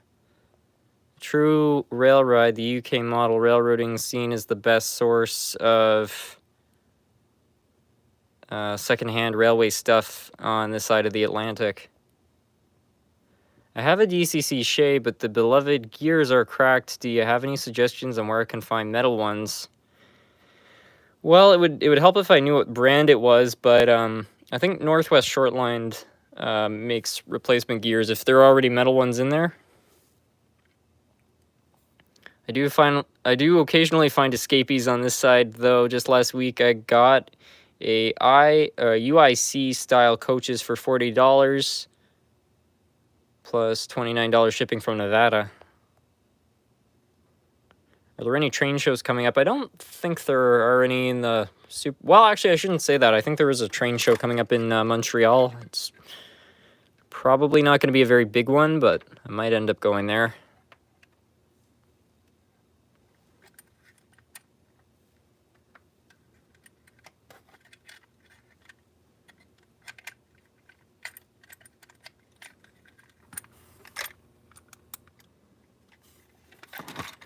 Just gonna make sure I'm putting these wheels back on the right side.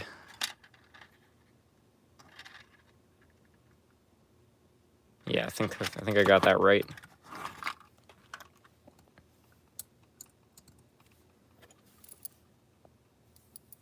Don't forget to clean the axle slots for the trailing truck. Well, they don't look that bad. I mean, I don't know. I think if we just run the snot out of it, it will probably clear up anything that might be in there.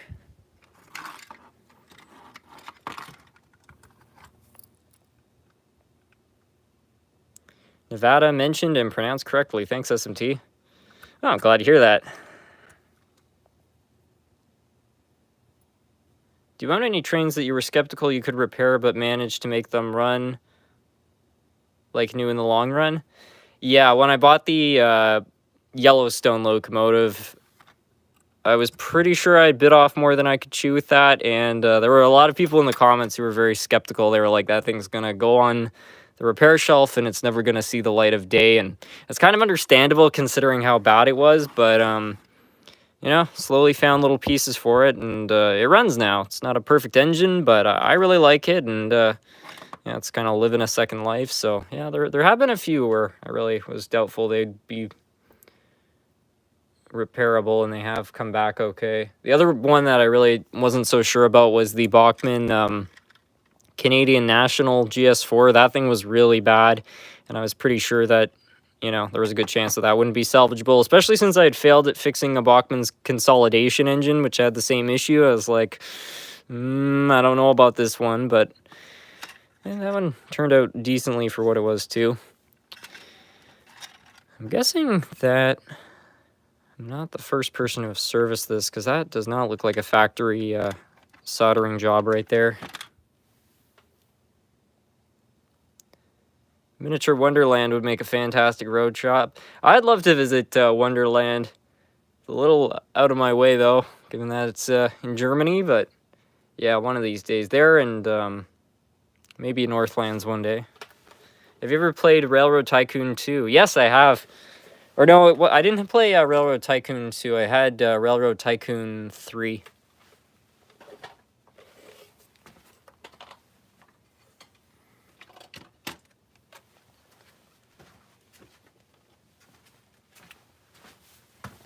Yeah, Railroad Tycoon, that's a fun game.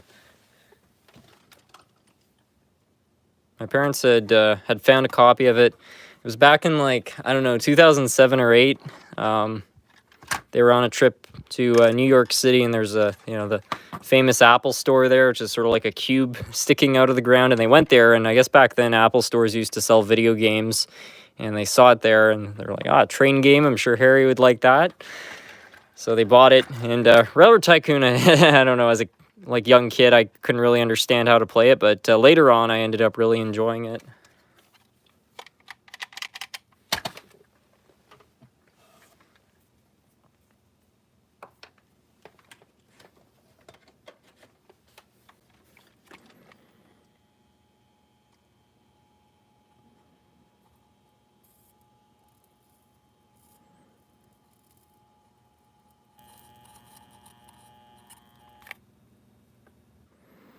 That didn't flood very well.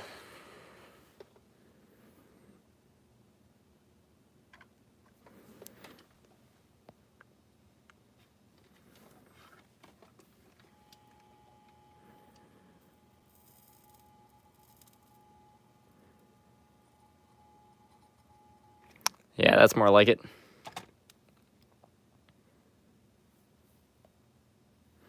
I have a Bachmann engine, not a Spectrum, but the one with the pancake drive. It's making a clicking noise, but every time I've opened it, I've never seen any broken gears. Do you know what's going on? Yeah, it probably still has broken gears. The thing about the cracked gears is that the crack can sometimes be like hairline, and it can blend in really well. So when the engine's just sitting, you won't actually see a crack, but when it's turning over, basically the crack opens up as it goes around the gear, and then that's what makes that infamous clicking noise. Oops. I made a mistake.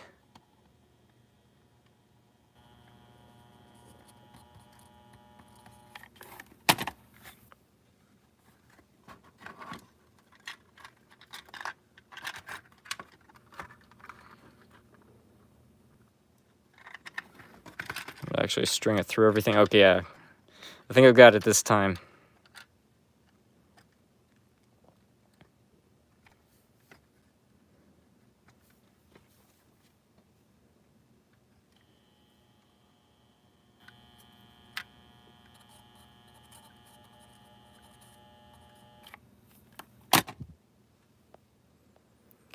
The ultimate paradox is an American CAD seems to be more expensive than USD, but as a Canadian, USD seems to be more expensive than CAD. That would get confusing quickly.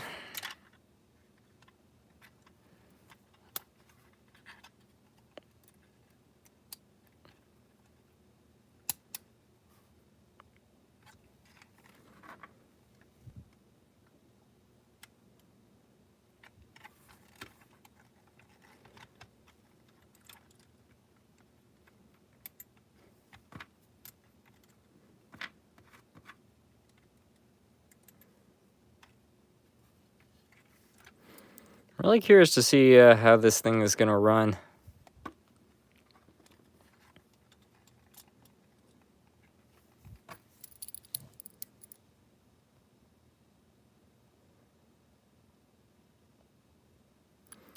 Hey Harrison, I dropped my Bachmann 2102. It still runs, but it wobbles. How do I fix that? I would check to make sure all your wheels are straight, because I feel like if it's wobbling, there's probably a good chance that something got bent. Especially with a steam engine too. Check all the side rods, make sure none of them are bent, because if you drop it like that, it might have bent a rod in a funny way, and that's just not going to work well. Steam engines are just such another breed. Like, diesels, even in HO scale, they're usually not too hard to get going again, but all the different parts on a HO steam engine really do add to the amount of different things that can go wrong. And there have been so many times where, I've thought there's been a problem with a gearbox or something, and it turns out there's one rod which is slightly out of alignment, or, something's chafing. Like, there's so many different things that can go wrong with them.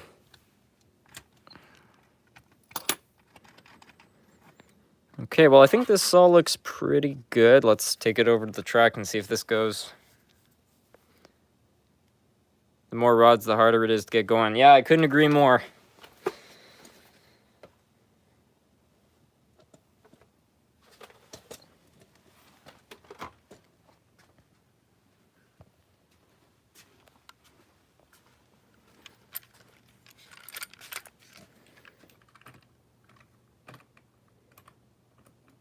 I'm gonna steal your girl, Canadian.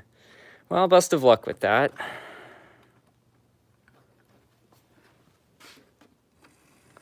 Well,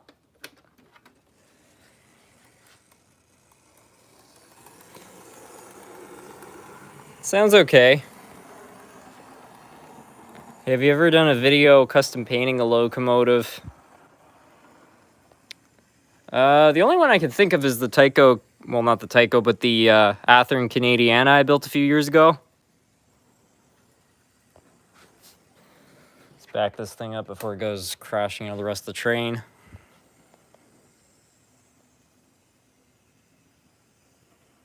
Canadian and the passenger cars are a perfect match. Yeah, I think so. Let me see if I can find a car to couple them up.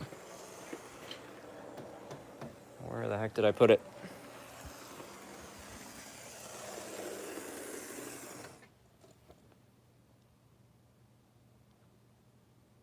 Epic Speed. Hello, SMT. This is the first time I've managed to join one of your live streams.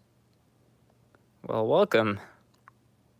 You forgot about the MS... Oh, yeah, I forgot. I made the MSTS locomotive a few years ago. That was a custom paint one. I'm not very good at painting, especially with the rattle cans, so I don't do too many videos with that sort of work. I more like the mechanical side of these things, but I don't know. Sometimes you get something and the paintwork is just so bad. It's really worth doing some repairs.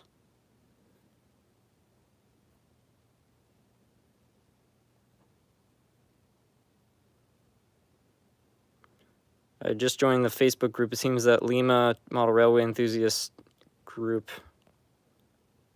Do you have German trains? Because I thought I saw one in the background of one of your videos. Yeah, it's funny. the second person to have asked today. I've got this German steam engine, which apparently is a V200. And then down here, well, unless this is the V200, I don't know which is which, but got this diesel electric, I think.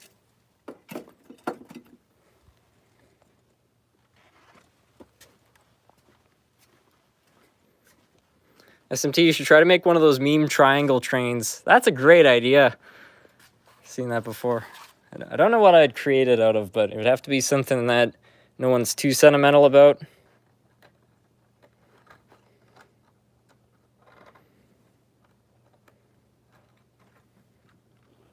The diesel electric is the V200. Oh, okay.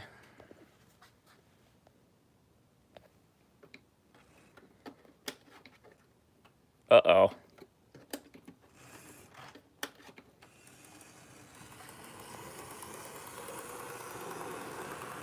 Sounds like one of the gears in there is not having it.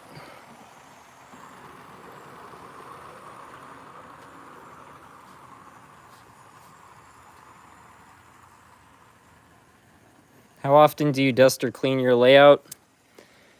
Probably about every 6 months or so. I try to do it if ever like I notice fingerprints on buildings or something. I just I take the buildings off, I take a paintbrush and I just dust the roofs off. Did I just see a talent on? Yeah, actually I forgot this is also a German train. We had these in Canada for a little while. Yeah, it's a Braua model. I bought that a few years ago. It works pretty well. This one's actually got a bad gear at the moment, but I'm sure that will be easily fixed.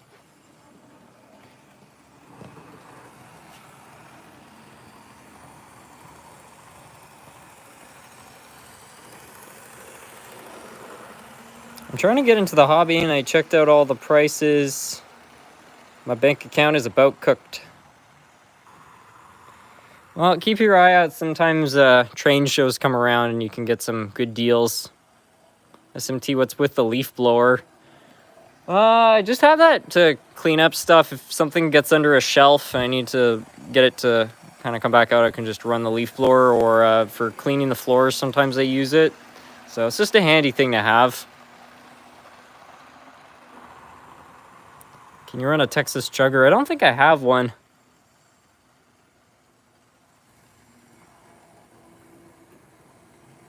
It'd be cool to see an older Mahano high-speed train or ICE, maybe. They usually have pretty good drives with a flywheel, a DCC socket. I've got a couple of the Mahano TGV sets, but yeah, I don't have any of the ICE ones.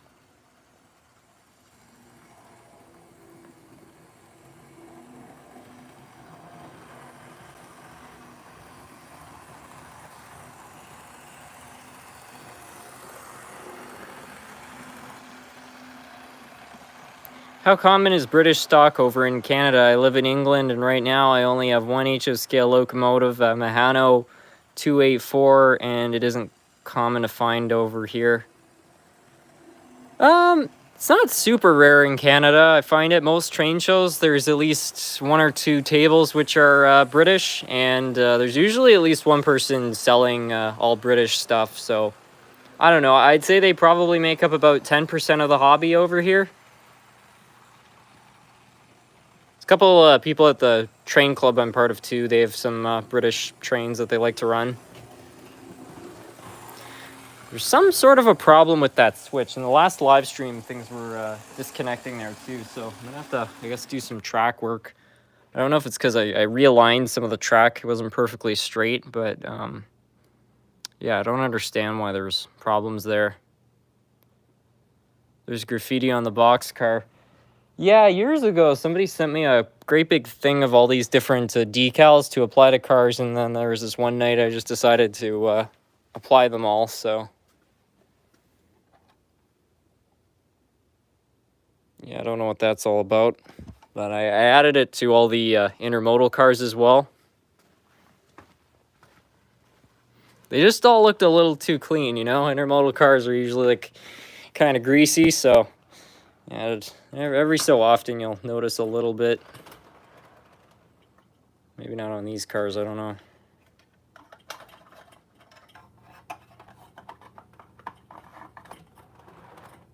Is it on the other side of the train? I definitely added more. Yeah, okay.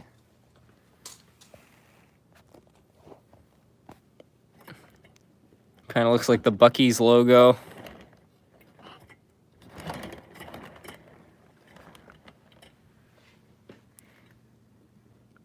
This one's kind of cool. You got Dexter.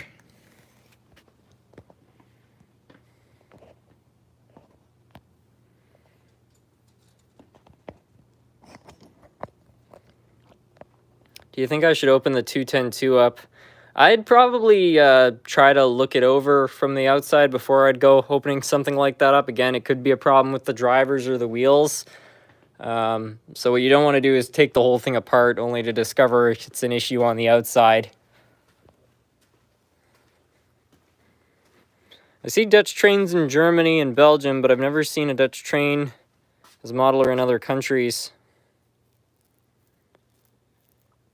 Yeah, I don't know how common they are. So you should do a double header with the Canadiana and the Canadiana DD40. Well, we could try to. They don't have the same couplers, I don't think, though.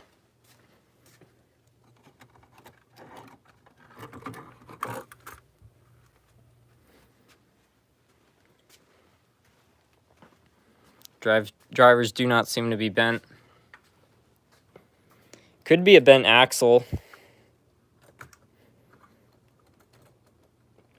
I don't know, just for something to be wobbling on the track, I feel like it's most likely something external, like one of the wheels, or like if it landed on its wheels, I could have done all sorts of things to it.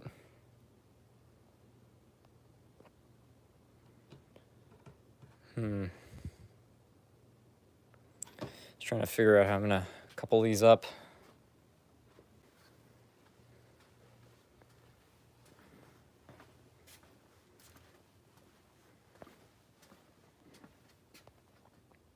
I should mention SMT, the Mahano Prestige ICs usually go for about 250 euros with tax for a full consist on eBay. Obviously, with shipping, that makes them pretty expensive, though. It might be worth a look. Well, I'd like to buy one. I'm a huge fan of high-speed trains. I think it was a year ago, I bought a Shikansen set. That's been lots of fun to run, and yeah, I got a couple of TGVs as well, as I mentioned, so those are pretty good, but yeah, I wouldn't mind getting a German high-speed train to throw in the mix.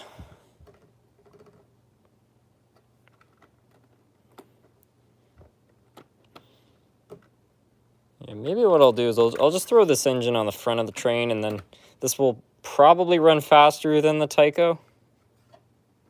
So we'll just kind of push it along.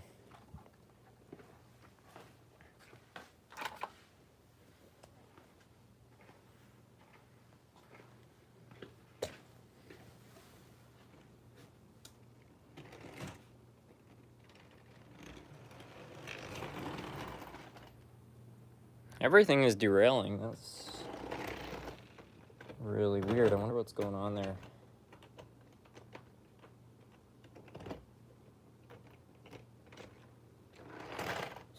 Well, maybe that'll be the next weekend project, trying to fix up the layout.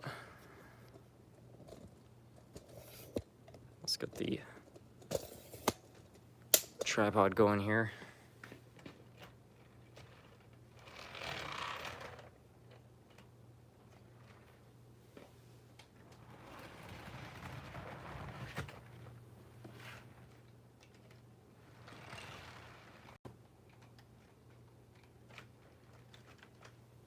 Okay. Nice American Freedom train. It's a beauty of a locomotive. I don't find it stays on the track all that well, but in terms of looks, Bachmann did a very good job with it.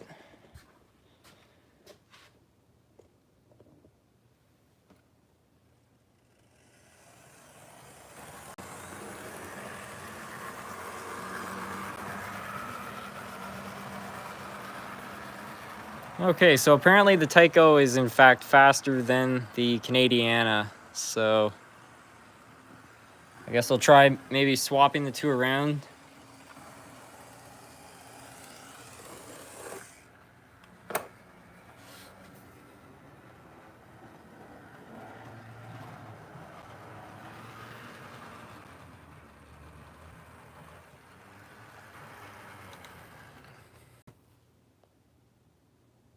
Do you have a New York Central jet train? I can't say I do. I don't even know if they make a model of that, but that would be a neat thing to add to the collection. Next live stream should be fixing up the layout. Yeah, for sure. Use a conversion car. Well, you could. It's just the problem is that the Amtrak cars use knuckle couplers, and so does this. And this has horn hooks on both sides. So, you know, I could hook it up like I could put this between this and that locomotive, but then there's nothing to pull the cars. So, and I only have one of these, so that's kind of a problem. Did you ever get the Hershey factory's track working? I'm talking about the behind the factory. I think it's the rail joiners. Yeah, when I did the video for the train simulator, I did a whole bunch of repairs on the track right there. It turned out one of the switches was defective, and that was causing some issues. But the track had also just, I think, developed a lot of problems because it had been sitting for a while.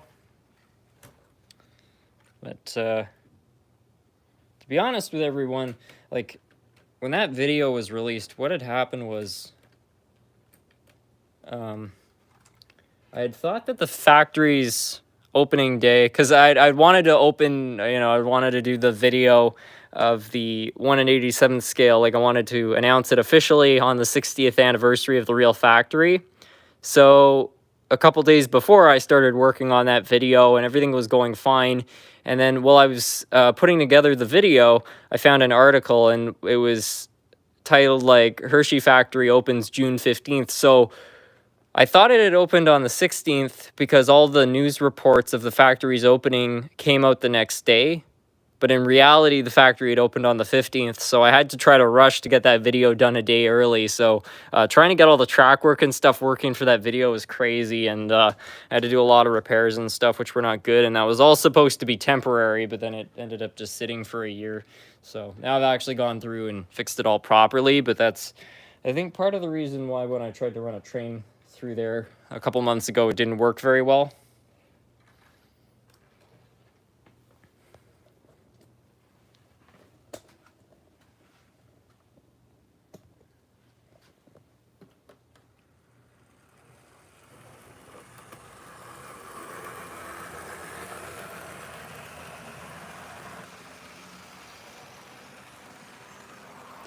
Okay, that looks kind of believable.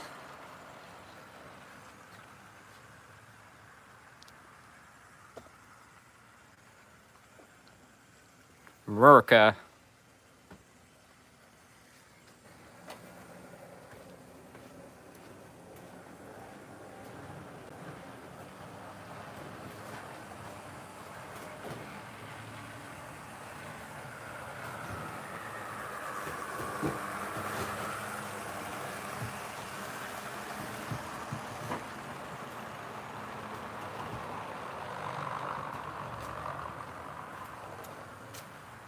Sounds like something's derailing.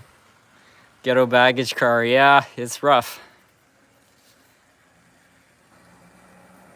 Since you got it now, can you run the same engine you tried to run behind the factory? Yeah, sure. Just have to clear some of the cars out of the way. I also need to, I think... Well, actually, I don't know if the proto throttle is hooked up. I was going to say I need to grab my phone so I could control the train, but I wonder if the proto throttle would work. Let's try it. Let me just plug some stuff in here.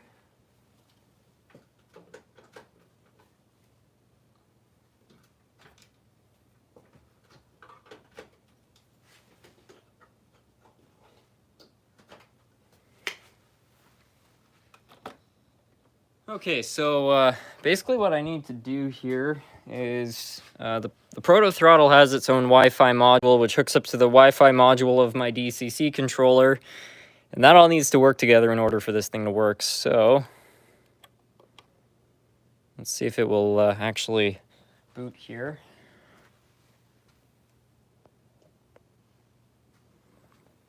I've seen Harrison and Sam rarely doing stuff with these brands. Never seen one in the flesh. Over here, it's Hornby, Bachman, Dapple, Helgen, Fleshman. Its own thing, really.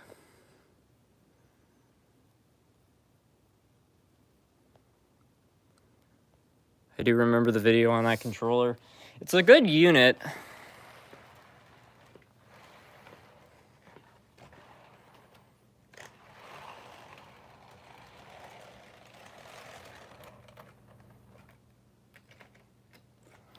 starting to think maybe these Amtrak cars need a wheel cleaning because they just seem to be a little more sensitive on the derailing side. Now, I'll see if I can find an engine here.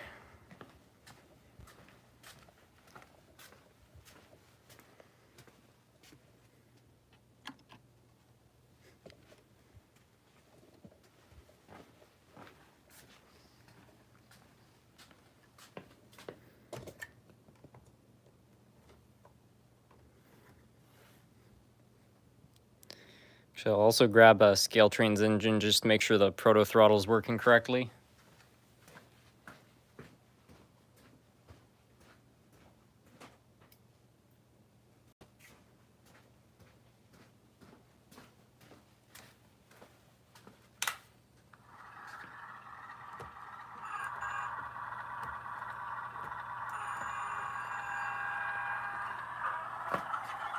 Me and my grandmother are huge fans.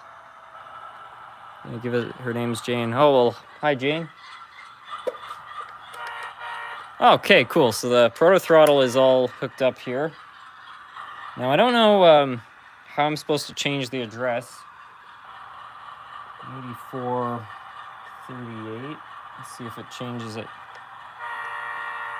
Okay, so that did not change it on here.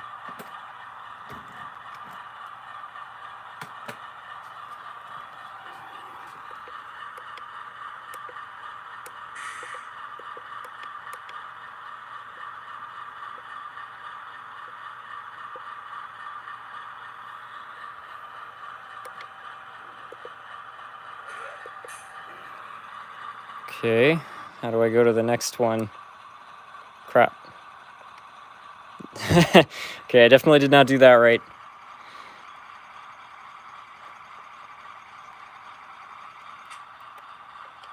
Okay, good. So it's 84 30 8438, I think.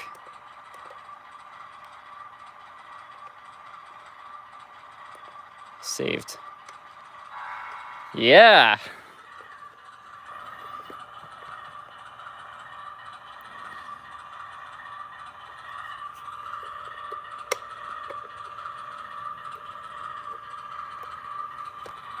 All right.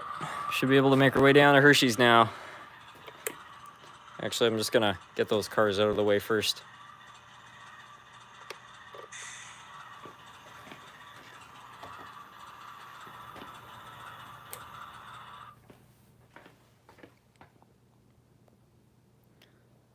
I've wanted one of those controllers, but they cost an arm and a leg. Yeah, they're surprisingly expensive. Like, you'd expect something like this to maybe be like $100, and I think that they're more like $4, which is a lot, but at least it seems to work well.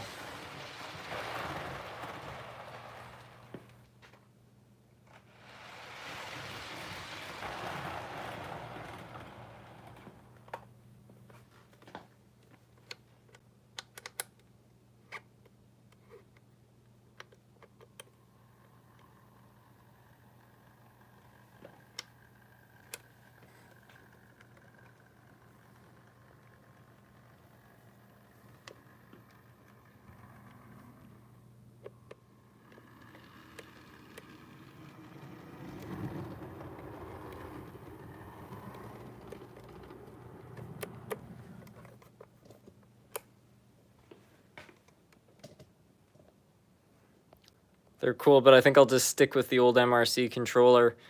Well, there's nothing like tried and true, that's for sure.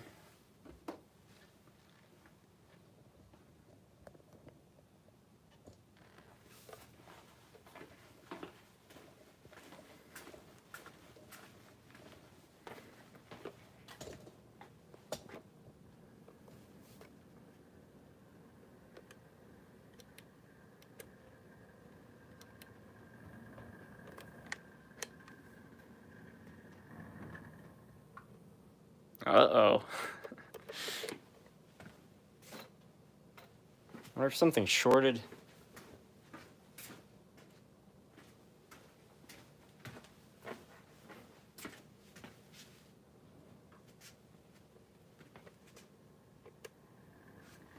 I hope the problems with this didn't just go in return. I can't tell you how many hours I spent trying to clean the track and stuff. Yeah, this is really weird. Oh no, okay, it didn't stall, it's just the controller. Just make sure the switch over there is thrown.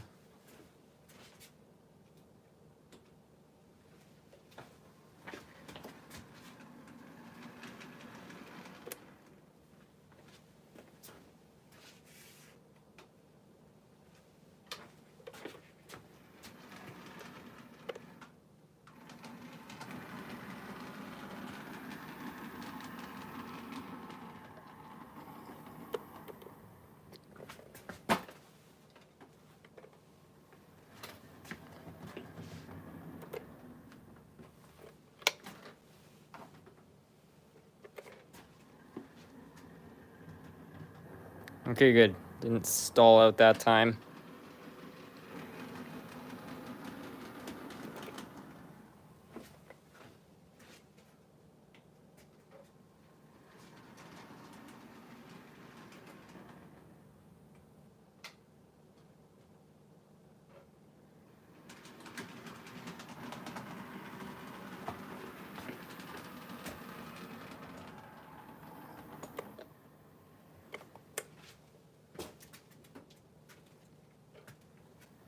Well, I'd call that working.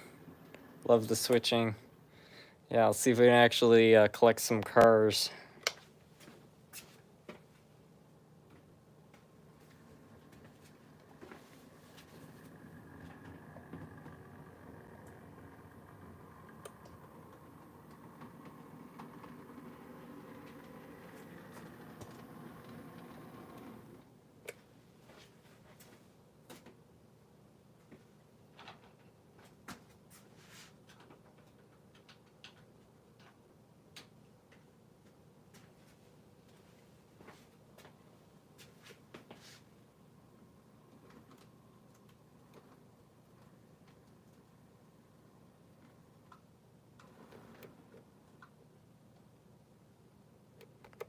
Oh, kicked out. Also, this engine doesn't have a coupler on that side.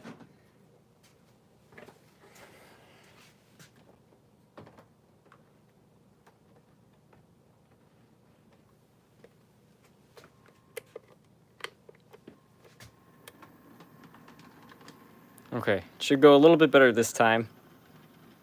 I think going N scale is slightly less expensive than HO.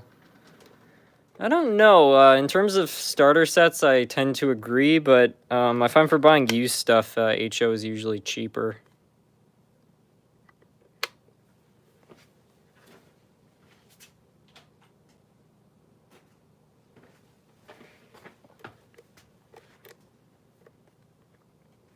See if it actually coupled up. Nope. Okay, this time, gonna really try to jostle it.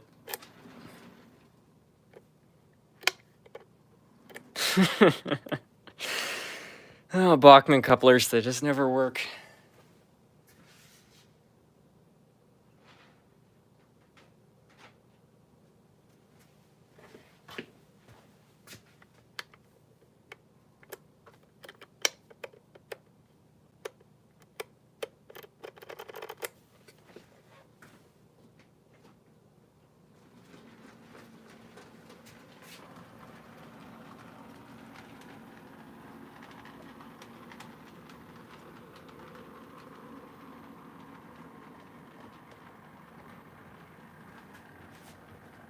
Better start investing in some Cadies. I slowly have been overhauling them. It's just the problem is I was using the Bachmann Easy Make couplers for so long. A lot of the collection is using them, and yeah, they're not good.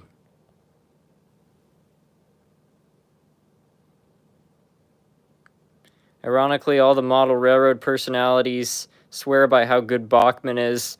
I don't know if that's supposed to be sarcastic, but I've never seen anybody who loves the Bachmann Easy Make couplers. Years ago, I remember I was like, oh, these are great. You know, they're nice and cheap, and you don't have to put in the metal spring components, so they're, you know, a little bit easier to put together. And after a certain amount of time, I realized, you know, KDs, they're a little more expensive, but at least the metal, you know, they don't break easily, and they actually hold on tightly, because the problem with the plastic is, like, the shank is so thin that if, you know, there's a little too much stress on the coupler, I find it just lets go.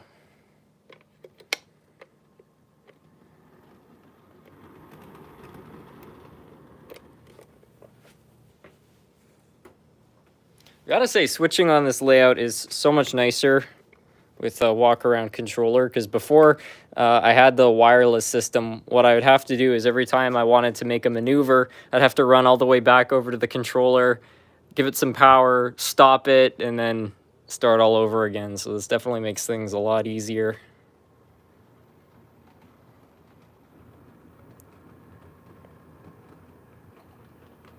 I've had some KDs break on me before, but it's very rare. Yeah, I mean, they're not indestructible, but I find they take a lot more to actually split them.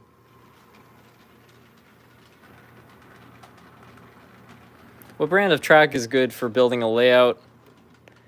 I really like Atlas, just for their straight and curved sections, but for switches, I'd recommend Pico. They're a little more expensive than the Atlas ones, but they have a built-in spring, and the flangeways are a better size, so I find they lead to less derailing issues. It seems like Bachmann makes better engines in 00 than HO. I had a Bachmann Class 37 that runs like a dream. The couplings actually work.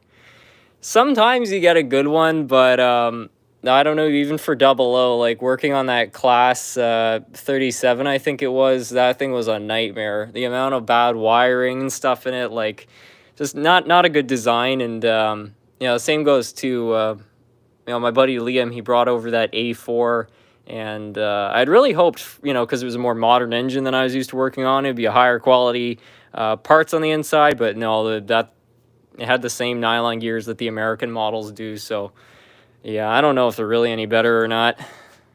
But I have a few engines like the Bachmann Centennial. That thing hasn't let me down. That's been a reliable Bachmann engine. It had one bad gear, but other than that, it's been good. But so, you know, I think sometimes you just get lucky and you get a good one, but they're not my favorite brand.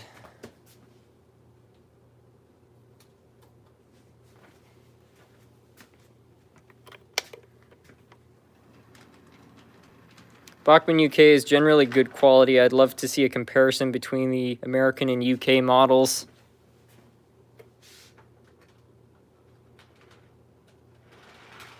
The switch is struggling.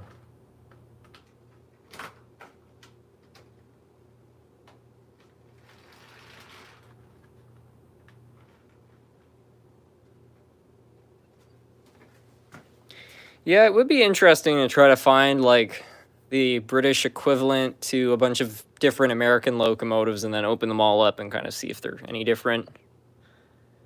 Can you modify your chocolate factory to dispense real chocolate?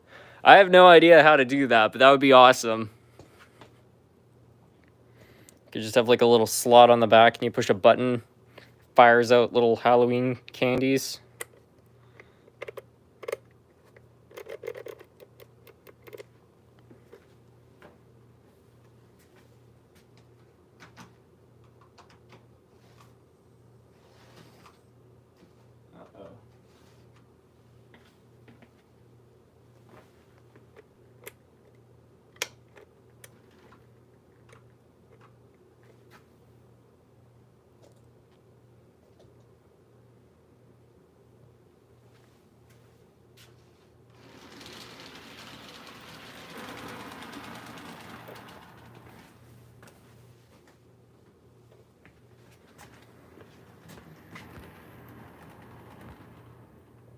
I could agree Bachmann is seen as better quality than Hornby at the moment.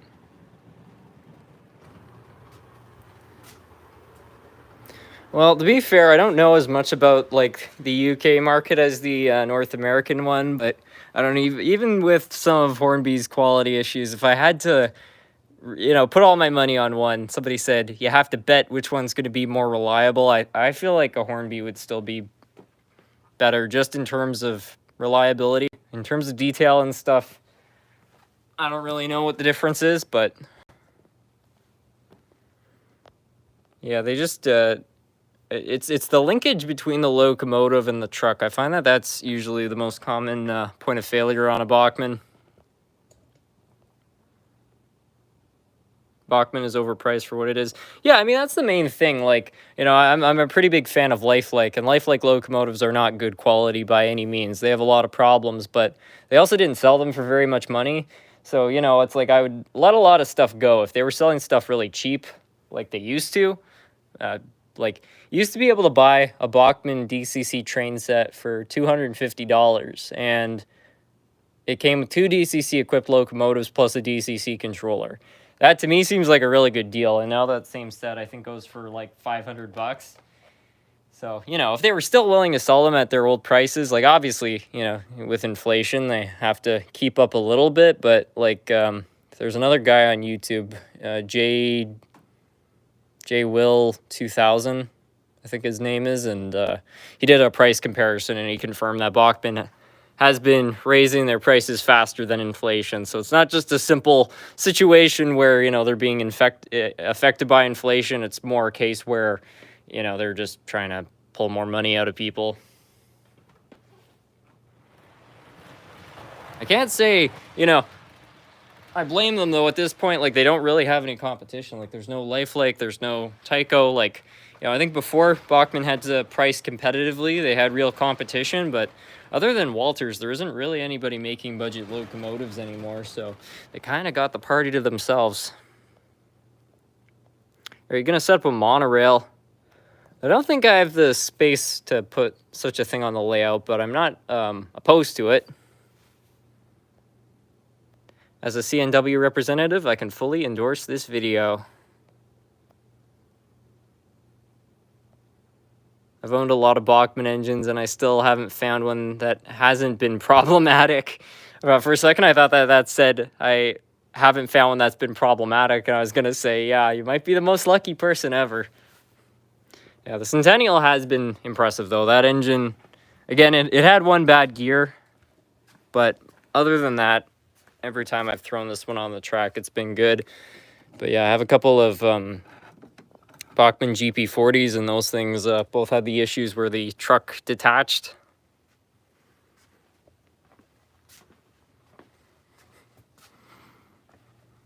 I've never seen anybody use a proto throttle at the train club.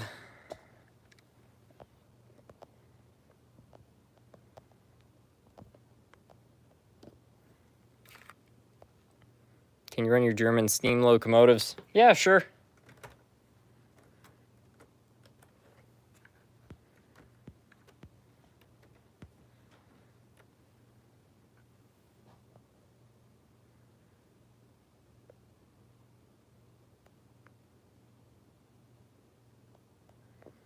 Why is the proto throttle $500 in regular paint, $550 in the olive green color?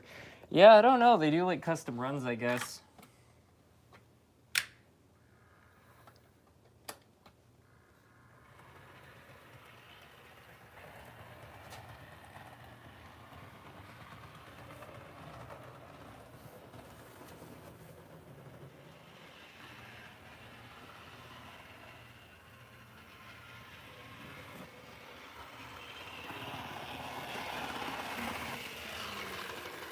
What time is it for you in Canada currently? It's 4:24. ATDCC Colby. Thanks, I have to go. Back to work now. It's nice to stop by. Yeah, thanks for stopping by. I have a Bachmann Chattanooga, and the smoke unit but the smoke unit doesn't seem to want to work on it. Probably either isn't connected or it just needs to be replaced. Those things don't last very long.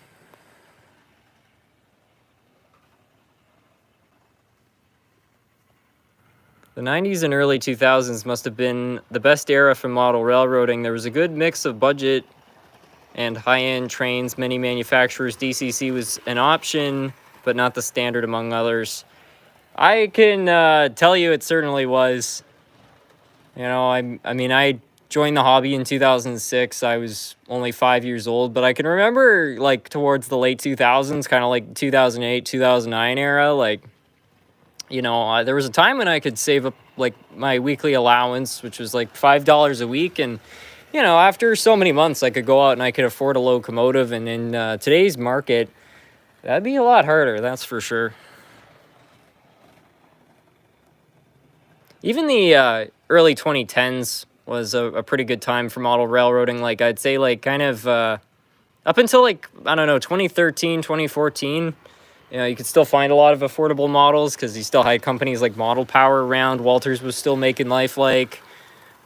So there were some more budget manufacturers. And then sometime kind of like around 2016, it seems like the hobby really shifted like towards DCC and sound and stuff. And I mean, there are a lot of benefits to that. Like the modern products that they have are amazing in terms of detail and stuff. But just for people who, you know, don't really care about the detail and they just want some, you know, decent locomotives to run, it definitely does make it a little more prohibitive.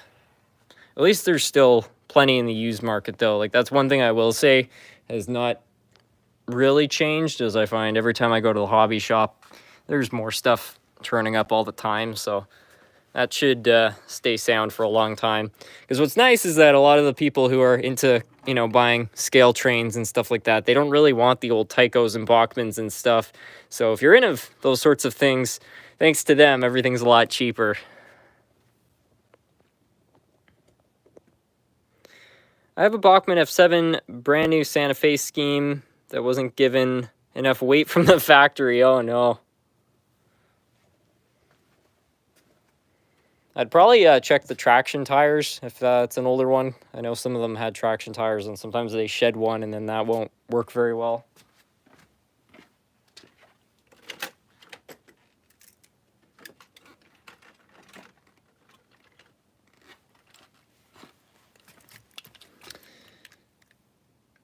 Here we are. Are you giving away any more River Rossi big boys? Not at the moment, but I'll keep my eyes out. If I find another one for a good price, I'll buy it, fix it up, and we'll do another charity event or something. I find the last one went pretty well.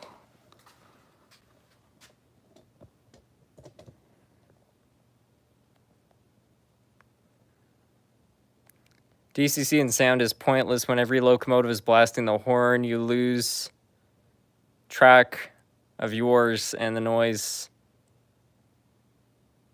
in the gear noise drowns out a lot of the sound. I mean, I kind of like it. If an engine has good sound quality, you know, it can be fun, but, you know, it's not like something that I find like you really need. Like it's fun to have a few sound equipped engines, but it's not like I got a DCC sound locomotive for the first time and was like, oh, I've been missing out on everything and stuff. It's just slightly better. I think the best part of DCC and sound, though, this is probably the best selling point, is you can run a train through a tunnel and you get that kind of sound effect of it disappearing.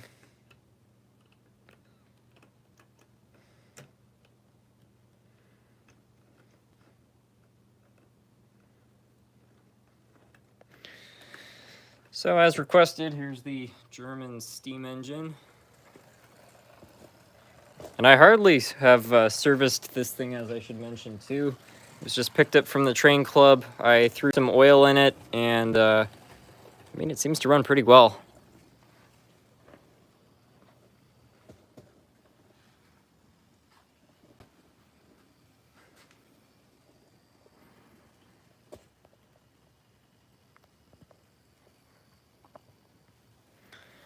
Raw MP says, I do enjoy DCC and sound, but I only give them that treatment to my more beloved engines. The rest get DCC in order to be able to run them at my club. Yeah, that's sort of what I've done with a lot of my collection too. Like there's something that really, you know, is important. Like I want to add DCC and sound to that, but otherwise the rest of them, you know, to your point, like this one, just get regular DCC. I wouldn't even add DCC to a lot of my locomotives, but that is the only thing, is most club layouts use DCC, which makes sense because controlling a lot of different engines all on DC, that would be quite difficult, so it's sort of a good solution. But some clubs won't even allow you to run DC locomotives. Like one of my train clubs, they don't care if you want to throw a DC engine on the DCC track. They, they're just like, yeah, do it at your own risk. But there are some other train clubs, and if you try to do that, they'll kick you off the layout.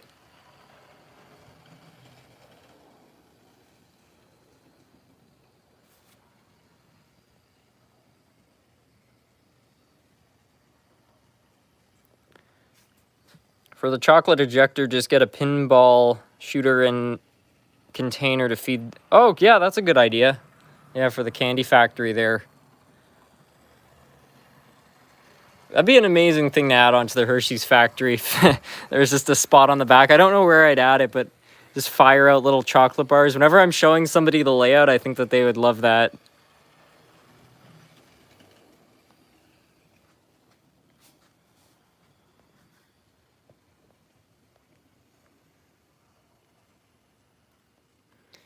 The best invention for DCC/sound... sorry, I misread that. The best invention for DC/DCC layouts is the three-way toggle switch. Yeah, it really makes a big difference. There was a time before I knew you could add both that I just ran the layout off DC, and then later I went to DCC, and then I was only using that. And it worked okay, but it's so nice just being able to use both. Especially since, too, I've learned recently that it's actually beneficial to have DC capabilities, even if your layout is fully DCC. Just because this guy at the train shop, Rajan, who does a lot of DCC installs, he says whenever he goes to test out a decoder, he always tests it on DC before he tests it out on DCC, just because since the voltage is variable, you can start the decoder on a really low amount of voltage and make sure everything is okay. Whereas if you just throw it directly on DCC track where it's getting the full 14 volts, it's a much better chance you'll end up doing some damage. So just a thing I learned, which is really good advice in my opinion.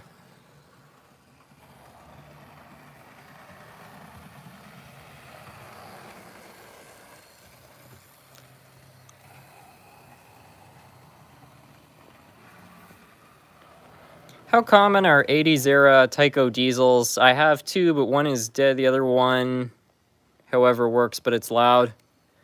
They're pretty common. I'd say the 80s, the late 70s, early 80s, from what I can tell just from reading through old,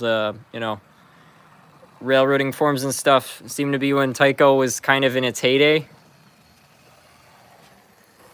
But the good news, the Tyco power torque drive is very common. Tyco basically used it throughout its entire lineup. So as a result, even if you have two Tyco engines which are completely different cosmetically, on the inside they probably are almost identical mechanically. So you can, like, if you have a bad gear on a Tyco Chattanooga steam engine, you can use that same gear on a Tyco power torque diesel or anything else they made.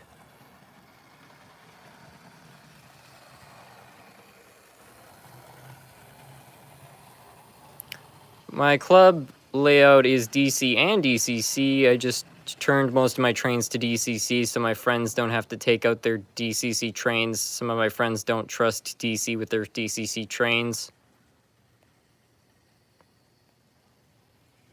Well, I've never heard of a DC engine harming a DCC engine, but maybe there's something that could happen.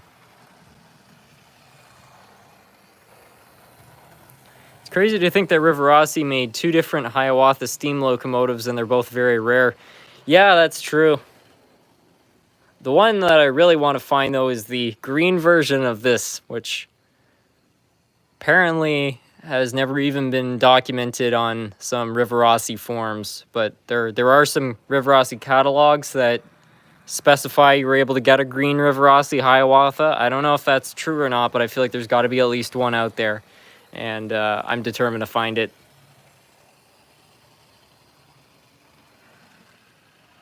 Hey SMT, do you think $60 US is a good price for a Mantua F7? If it's one of the modern ones with all-wheel drive, yeah, that seems like an okay deal. But if it's an old MU2, I would probably aim to pay 40 or less if it's in good condition.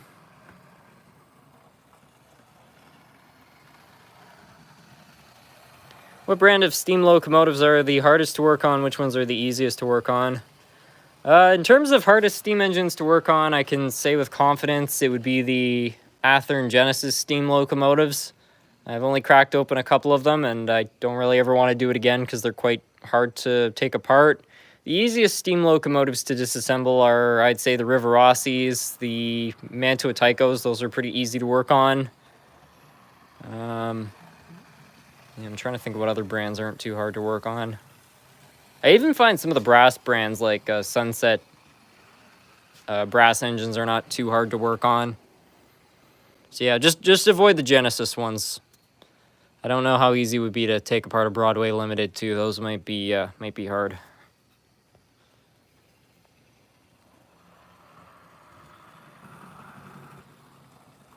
That's what I tell them too, but I guess they're distrust any possible voltage spikes from DC controllers. Yeah, it's definitely possible. I've never seen it happen before. I've also never seen a DC motor fail on DCC. There's definitely a risk. I don't deny that because, you've got full voltage in the track. If the engine's not running, it definitely could go wrong. But I don't know. There are certain problems in the hobby people talk about, and I think some of them might be more folklore than they are like experience. Like I think some things one person tells another, who tells another, who tells another. Because again, it's not to say these things can't happen. It's just I think if they were super common, you would see it.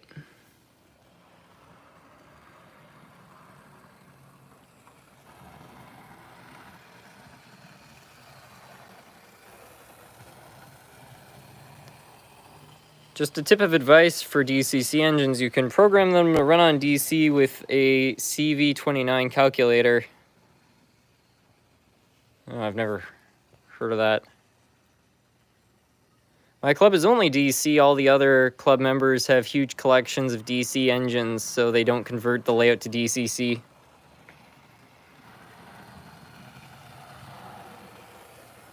Sorry, SMT, I can't find any lots of this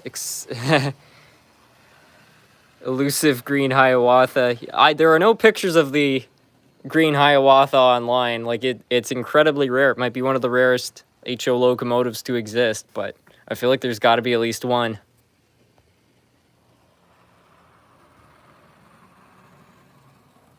SMT, will it harm any of my locomotives if one section of track power doesn't flow through as much? How would I fix it? It won't harm them, but it will, obviously affect performance. Usually it's the rail joiners, so I'd check the rail joiners. If you have a soldering iron, solder the rail joiners, and that problem should go away. But what can happen over time is that, if the rails shift a little bit, the rail joiners are pretty thin, so they'll bend the metal, and then power will quit flowing through it as well.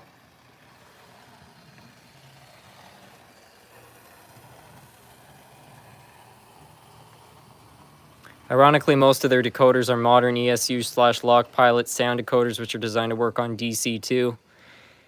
Yeah, I feel like it also depends on what kind of controller, because I was talking to, the same guy, Rajan, who does a lot of DCC stuff. I was asking him about this whole, case of DC controllers harming DCC locomotives, and he says he's never seen it either, but he suspects what probably leads people to believe that it's a common issue is that some of the older MRC controllers have pulse injection. So basically what they're designed to do is, I guess, they send out little voltage spikes, and that's supposed to help a DC motor when it's trying to creep. So, the motor, instead of it cogging, it's getting these quick spikes of voltage. So it's still running at a low RPM, but it's getting little shots of voltage, which help it, prevent from locking up or cogging.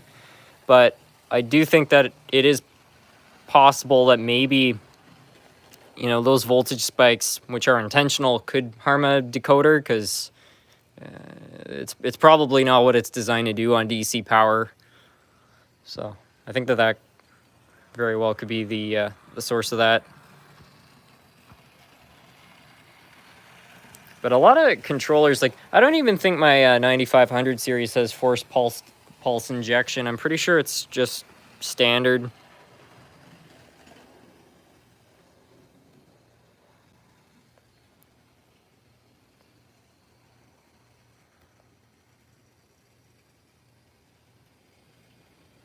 Please run your first ever engine. Well, we can try to. Last time I tried to run it, I don't think it was working, but we'll see. If it is broken, I'll try to fix it quickly.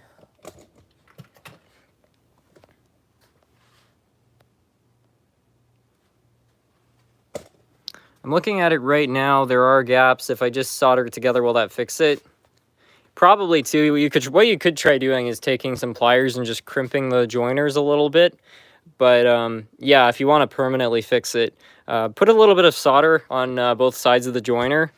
So what you don't want to do is solder on the top of the rail or on the insides, because that's where the wheels are going to sit. But you can solder like here, and provided both are soldered together, it should fix that electrical problem.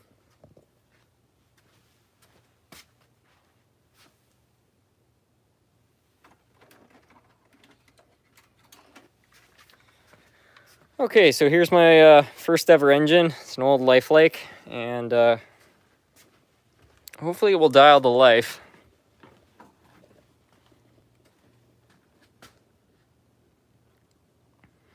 Black Tender Studios just found this channel yesterday. Well, welcome.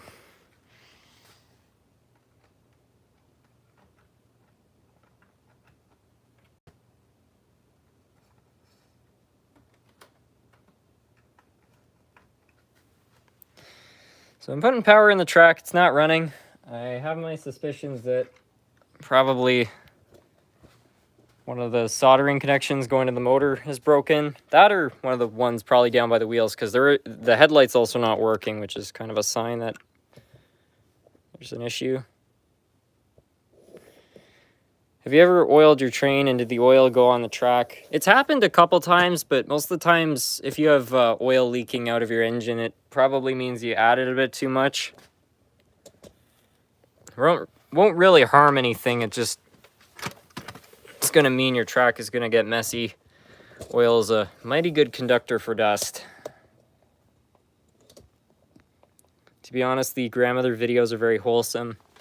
Yeah, I'd say that that's probably the best thing that's ever happened on this channel, is getting my grandmother's old trains repaired. And for anybody who doesn't know, that's actually how this channel started. It was trying to get my grandmother's Rivarossi Hiawatha running. So yeah, I'm glad to see that everything's kind of done its purpose and 2 of her childhood trains have been fixed. There's still 3 more though, which I'm really hoping to fix up at some point. A lot of people have suggested I should try to convert her other ones, which are AC, to DC. I don't know how hard it would be to do that, but I bought a lot of old trains off eBay a few months ago, and one of them was a Trix locomotive, which somebody had converted, and it looked pretty simple, so I'm kind of tempted to try it. Feels like something's hung up here. Is it still screwed in? Is that what's going on? Oh man, you're still fixing it. Oh, no, this isn't the same engine. No, the other 2 engines which I was trying to fix, those were pretty easy to work on. Yep, there it is. I'm just going to try to burn back the insulation. That's probably the best way to get this thing back up and running.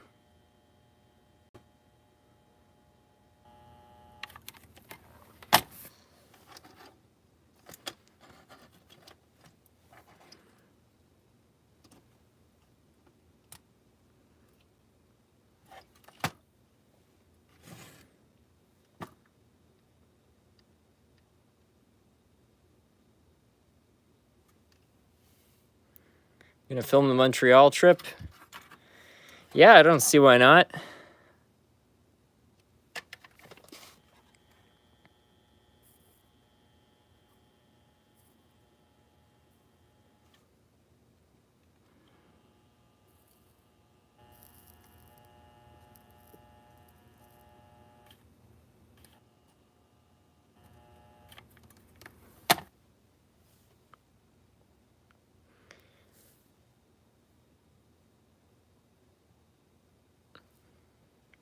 Your oldest video of you fixing the Hiawatha, you sound so young. It was only 7 years ago. Yeah.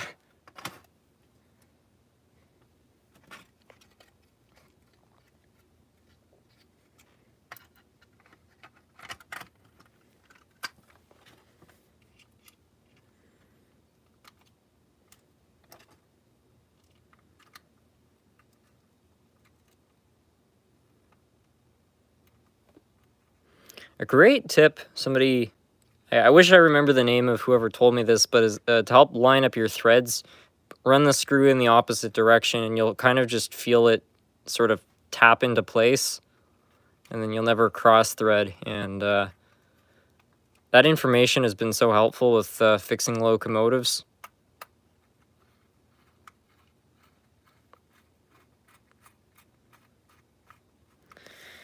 SMT, the broken 80s locomotive just randomly came back to life. I didn't do anything except for putting it on the track and adding power. Well, yeah, once in a while that will happen. Just a bad connection somewhere and it gets fixed.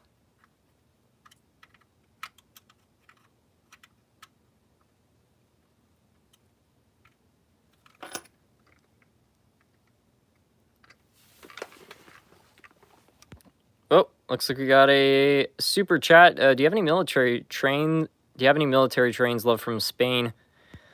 Yeah, I've got a few. I've got a I don't know what brand it is, but I've got one of those like cool old cannons and troop car, bunch of US stuff. Can you run your fastest train? Sure. Run the first engine though. I don't want to keep begging, but I just want to see one of those engines go from the main layout to the hill layout, back to the main layout again. Okay, yeah, well, we'll make it happen with this locomotive. I wish I hadn't put those cars in the way, but it'll be fine. Let me just line everything up.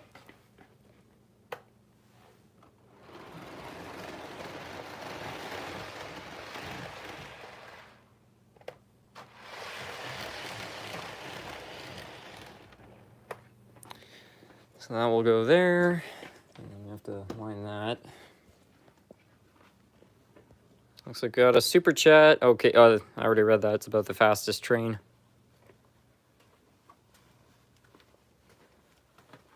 I'm also just going to shut off the proto throttle so don't go draining the batteries. Can't remember what the procedure is for that.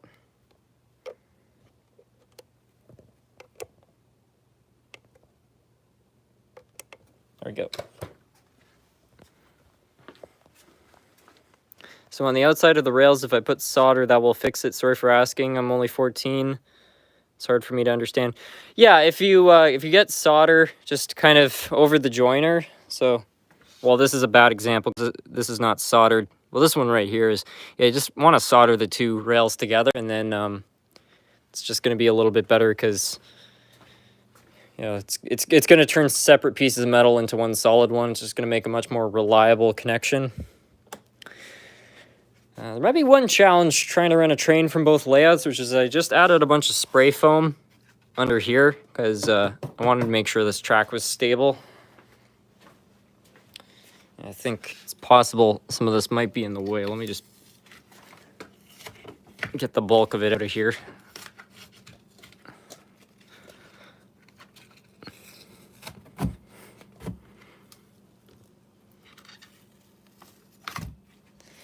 Any of you out there watch that channel Just Rolled In? If you watch Just Rolled In, you'll know exactly what I'm talking about here.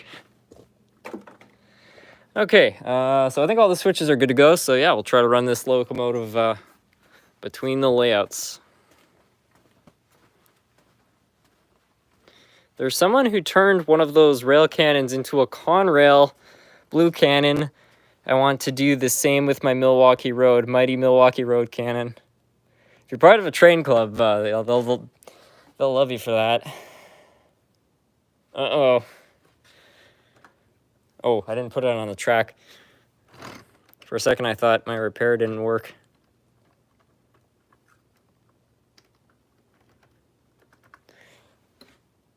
It didn't work. Maybe I was a little too gung-ho packing this thing up.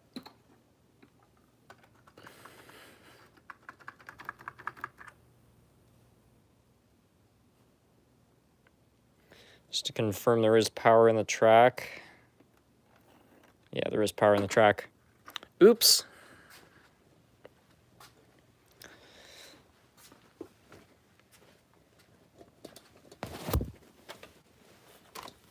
Yeah, I really should have just tested this thing on the bench, but I was so confident that that one wire was the problem.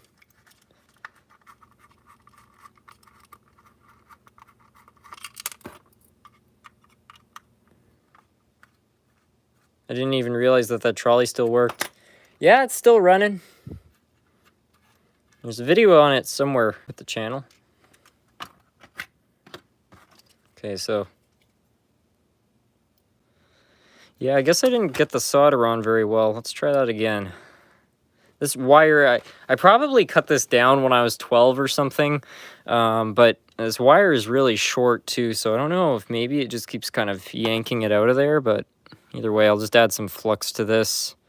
Try to get a big glob of solder on the end there.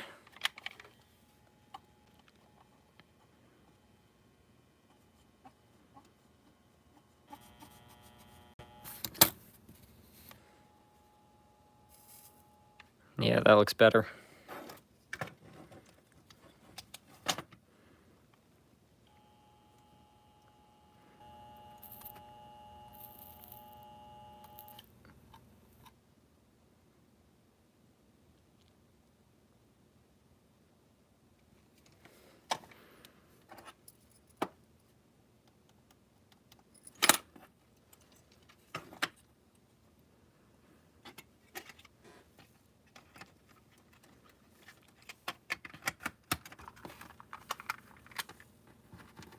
Harrison, you said you had some military rolling stock where they O-gauge your post-war. It was some HO stuff. It's actually out of my dad's collection.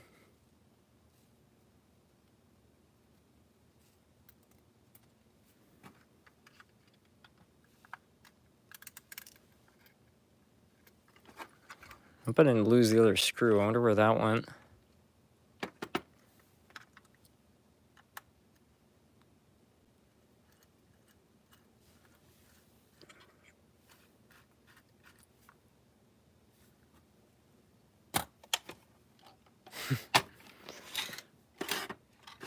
Where the heck did the other screw go? I just had it.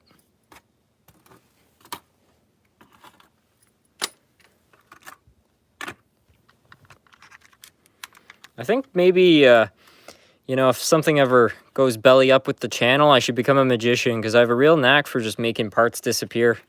They'll be right on the bench and then, whew, gone.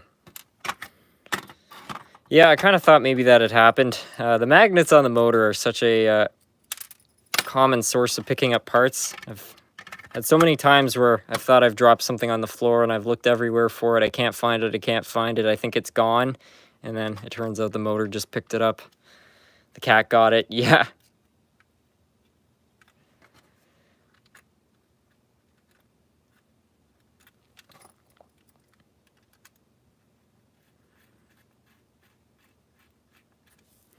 You know the old saying, Harrison, if at first you don't succeed, yell, cuss, punch the wall, then take a deep breath and try again. Yep, that's the motto.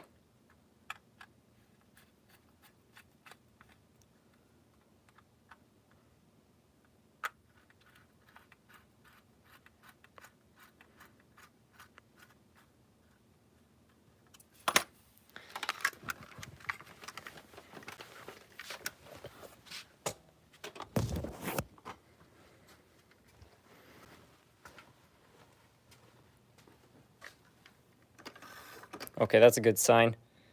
You've accomplished so much since you started on the Hiawatha. I love catching the older vids when the feed pulls them up. I love the 1,000th subscriber special / history. I saw it yesterday. Yeah, things have definitely changed a lot over the years, but I've got to say I am very happy with how everything's turned out. I mean, there was a time when I never thought this channel would hit, 1,000 subscribers, let alone over 100. So yeah, it is, it's really amazing. Harrison, after you have this thing running, can you please have the fastest locomotive in your collection pulling as many intermodal cars? Yeah, I don't want to run the fastest engine with a bunch of intermodal cars. I think they'll all fly right off the layout. Yeah, look at that. All right, all right, all right. Let's see if it makes it to the top here. That doesn't sound good.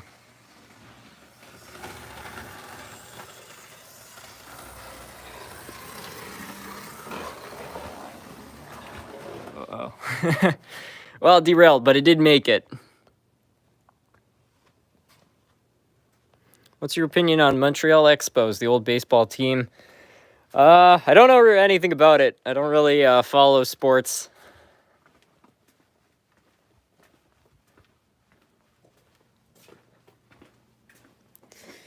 Well, I'll call that a success. What's the best strategy for getting lots off eBay? How do you know that they'll reliably send the product? Well, eBay is pretty good about, making sure that they actually ship stuff out. One thing I highly recommend, though, is that you use PayPal to buy them, because even though eBay and PayPal are part of the same company, there have been tons of times where I've, had a dispute with the seller, and the eBay has sided with the seller, but I've been able to file a dispute through PayPal, and then PayPal has sided with me. One time, quite recently, actually, I ordered a whole bunch. I ordered like 7 items from the same seller, and he supposedly shipped them to me, although he didn't give me any tracking or anything. And then a couple months later, I still hadn't received them.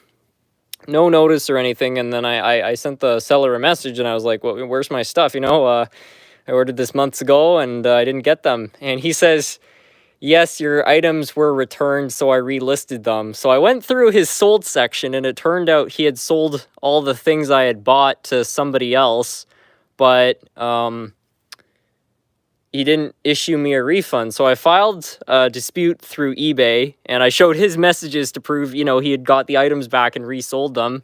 And for whatever reason, eBay decided to side with the seller. So what I did was I just filed a dispute through PayPal, and I got my money back. But that was really lucky, because otherwise, the guy would have made off with my money plus the other guy's money who he sold the stuff to, and I would have been up the creek. So just one thing that I definitely suggest. eBay is safe. The postal service you can't trust. Well, most sellers are really good too. That one was just particularly bad, but that's a pretty rare thing. Like, I'd say like maybe one out of like 20 times you buy something off eBay, something bad will happen. But I buy a lot of stuff off eBay, and it's pretty rare I have a problem. And when I do, the majority of sellers are really good.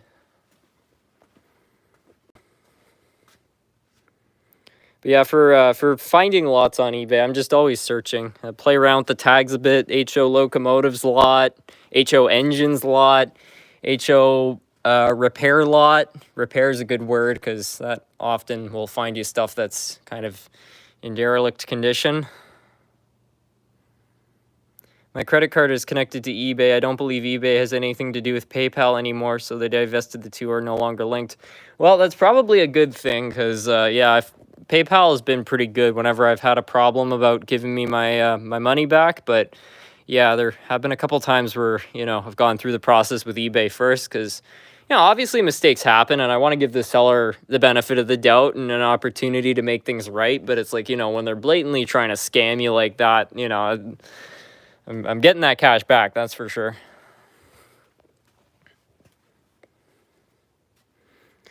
I spent 2 hours looking for a screw. I couldn't find it, and I ordered one from Bachman. I opened up the locomotive just to discover it was sitting in the chassis.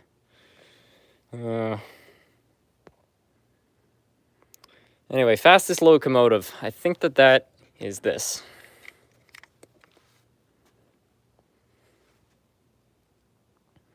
SMT, I have an idea for a race. Run your fastest engine versus your slowest engine. The first one that does 5 laps around the layout wins. The one that derails loses. It's one of those tortoise and the hare sort of things.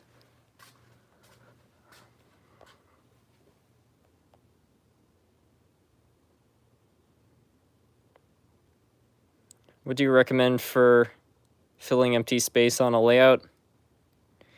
I don't have anything I specifically recommend, but if you don't know what to put, I'd say go online, get some inspiration. There's got to be something. Having too much space on a layout is a good problem to have. Yeah, slow and steady wins the race. That statement always used to drive me crazy as a kid. I was like, yeah, if I tag you now and run over there, you're telling me that if you just walk, you're gonna beat me there? I don't think so.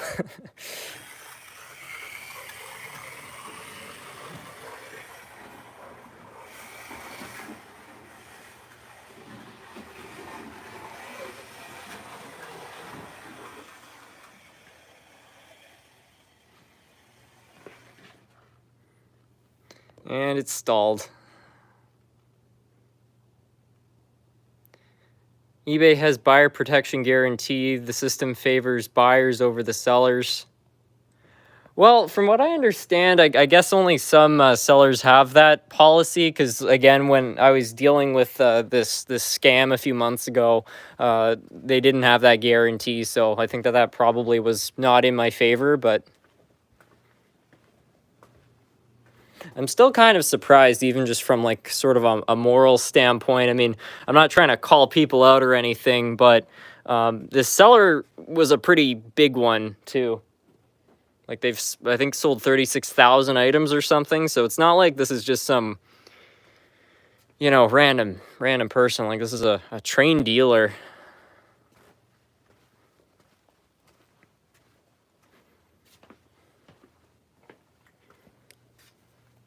Just try to find something to haul these cars around the layout.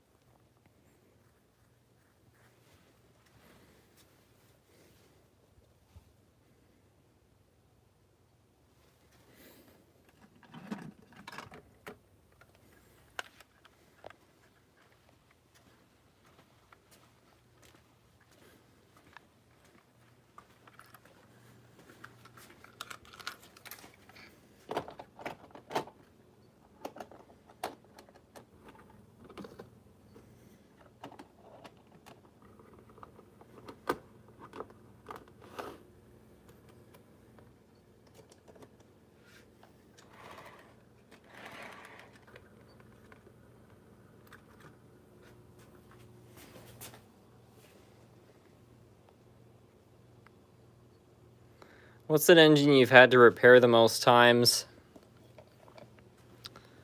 I'm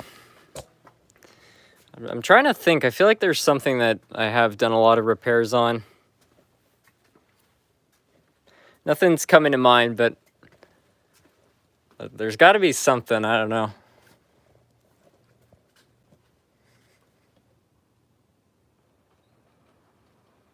Probably the Blue Goose. Yeah, the Riverossi Blue Goose. I've repaired that thing so many times, and stuff still manages to break. Every time I think I've got it, you know, totally like secured, it's not gonna have any more problems, something else goes wrong with it. I guess there was one more car in there than I thought.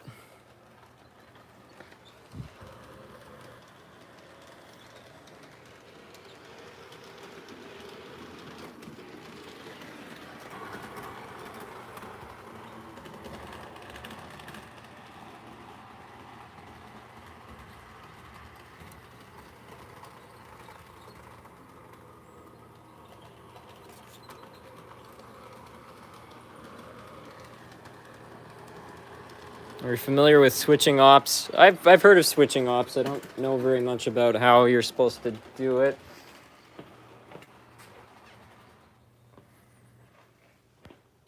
I mean, technically, I guess running stuff behind the Hershey factory is kind of like switching operations. But you know, my train club, they do real switching operations, and I don't know the procedures, but you know, they actually have cards for each car and stuff.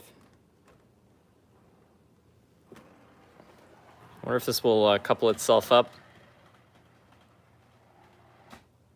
That sounded pretty good.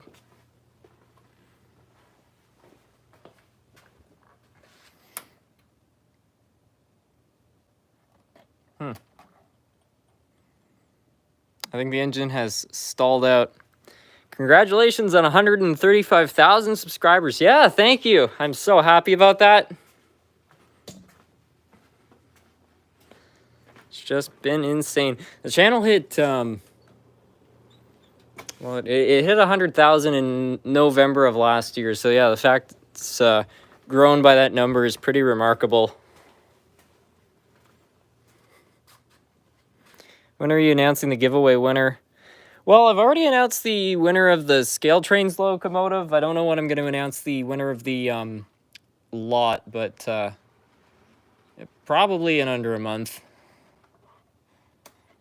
I just like to give everybody ample time to actually join, because before I used to, like, you know, announce I was doing a giveaway and then announce the winner like a week later, and then I'd always have a bunch of people show up and they'd say, I would have joined that giveaway if I had known. There are some viewers on the channel, and they do watch every video. They just take a while to do so, so I just want to make sure I'm not leaving them out. Portland Railfan Productions, I've been subscribed since 2019. Well, I appreciate you sticking around so long. I can't believe this guy has over 135,000 subscribers, yet not one major model railroad magazine has done an article on SMT Mainline. For shame. Yeah, I don't know if it's because the channel's like super unconventional or something, but even the what is that organization called? Some sort of like a model railroading school. I think Ron's Trains and Things has done some videos for them. I can't remember the name, but they're a relatively well-known online you know, education resource for model railroading. And like 6 months ago or something, they sent me an email and they asked if I'd be interested in doing like a piece for them. And you know, I was like, oh sure, yeah, what do you want me to do? You know, I was like, do you want me to do like a thing on like building a layout, or, you know, fixing a locomotive or something? And like I gave them a bunch of different things I would be more than happy to put together. No, it wasn't an NMRA, it was something else. I'm trying to, I can't, the name, I can almost imagine the name in my head, but yeah. Some sort of school of model railroading or something. But yeah, anyways, yeah, I gave them a whole bunch of different options, and then they never got back to me. So yeah, it's just kind of funny, especially since this channel is bigger than their own. You'd think that they'd want it just for the promotion, but nope. I'm glad you haven't turned into a DCC snob. I remember and still remember your roots. A $20 locomotive is fun too. Yeah, absolutely. I definitely don't want to kind of stray from what, you know, this made this channel what it is and stuff. Like I'm more than happy to add a few Scale Trains engines to the collection and stuff, but you know, this, I think, channel has always been about fixing up junky old locomotives, and I don't want to change that.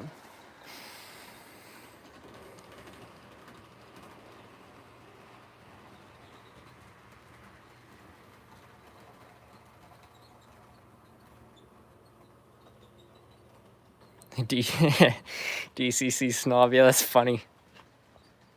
I think SMT is the biggest model railroading channel on the platform. I've been subscribed since you started. Congrats. Oh, thank you. Yeah, I don't think it is the biggest channel, but it's got to be one of the top 15th internationally, I think. There's one channel, I think it's called Palladium in Germany. They're a model railroading channel. I think they're quite a bit larger. And then you got guys like Trains Are Fun. He's got a pretty good sized channel there. Do you mind showing us your 20K? Yeah, sure.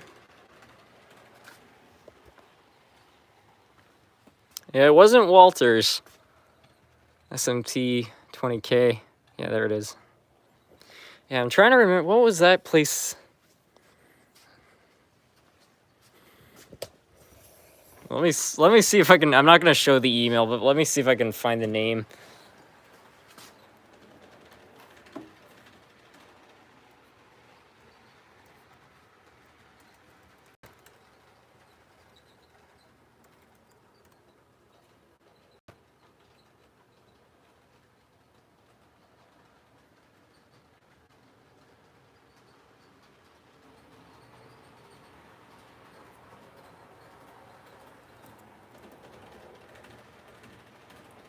Model Railroad Academy, that was it. Yeah, anyway, yeah, I never heard back from them again, so I don't know. It's just the Model Railroading Academy. Yeah, it is the Model Railroading Academy. I'm not offended or anything. I just find it funny that, you know, they'd bother to send me an email and then, you know, it's like I say, what do you want me to do? I'll do whatever kind of video you want, I'll make it, and then nothing.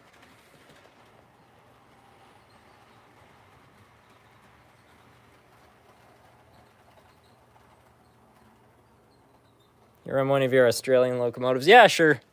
I'll run that, and then I should probably finish off the live stream because my folks are coming back from Maine today, and the Regency is out in front of the garage, and they probably want to pull into the garage so that they can unload all their stuff. So plus I should probably tidy up the house and make sure it looks nice.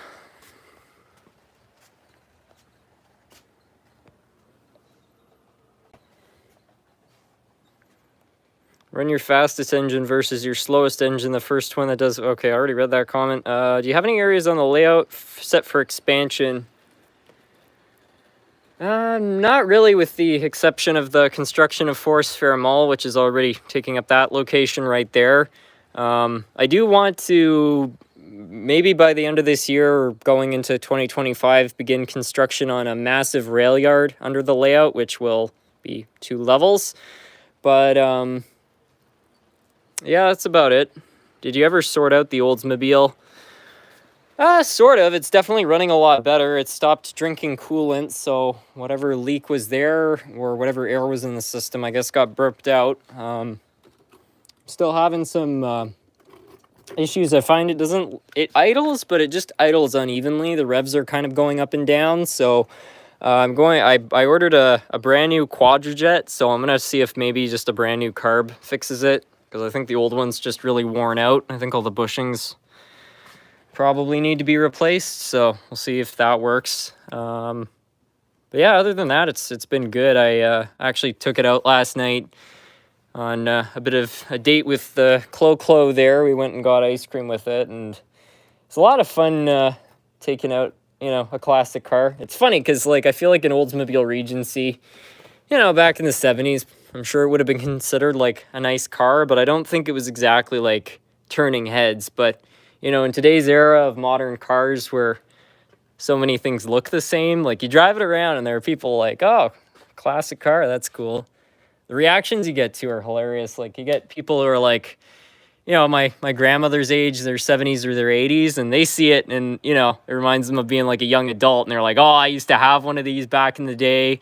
And, you know, they tell all sorts of stories. And then you find people who are more like my parents' age, like kind of their 40s or their 50s. And for them, it was like what they grew up with in their childhood. So there's so many of them, like some of my parents' friends who have come over and they've been like, oh, can I go sit in the back seat there? Like my family used to have a Delta 88 and it's just funny. And then people more my age, you know, they haven't really seen anything like it. So they're more just like, oh, this is different. Do you have photos of the Regency? I do on my phone. I don't have that with me, but it's just search up a silver 1979 Oldsmobile Regency, and that's exactly what mine looks like. Since when do you work on cars? Oh, I've had the Regency for, I bought it in November 2021, so getting close to 3 years.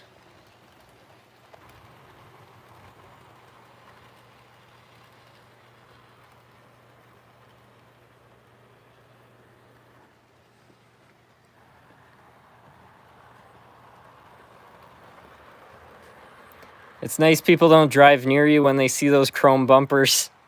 Oh, last night somebody tried to cut me off. And I installed the horn was completely blown out, so I installed a train horn on it, actually. And yeah, that's pretty effective if somebody doesn't see you coming. I don't know how they can't. The car's like, you know, 17 feet long.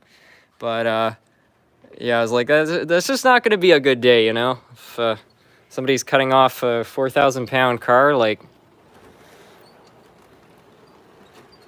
it probably would stop. The brakes work pretty well, but it's just a heavy car.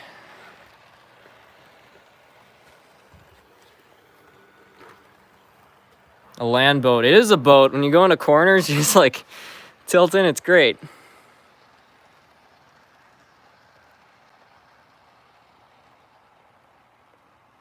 I was lucky enough to grow up when you could get cab rides back in the 70s and 80s. That must have been a time to be alive. I wish that kind of stuff was still allowed these days.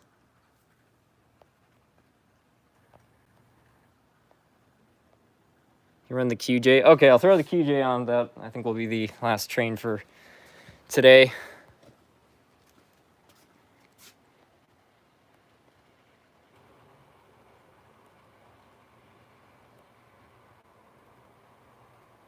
Those are cool. Is it a pain to park because it's so large? Is it a 2-door or 4-door? It's a 4-door.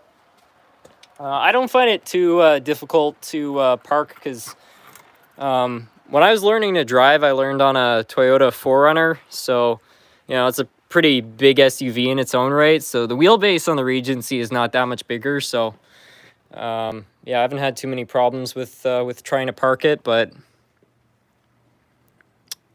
yeah, the only thing I have had a bit of trouble with is when you're like there are some spots where, you know, you really need to take a wide corner to get the back wheels, like, you know, around a ditch or something. I find that can be a little more challenging, but other than that, it's not too bad.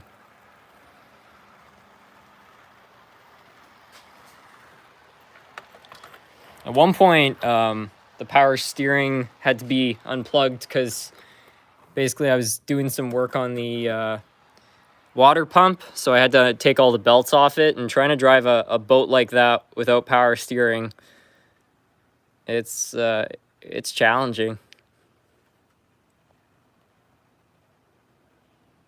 Insurance scammers. Yeah, exactly. You do have to be careful with that stuff.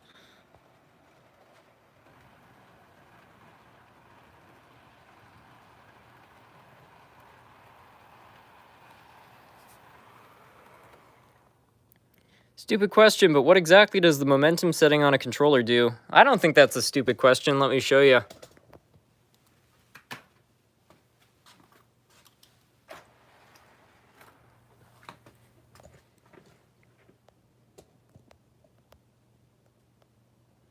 Have you ever heard of Winnipeg Railfan? I don't know if I have.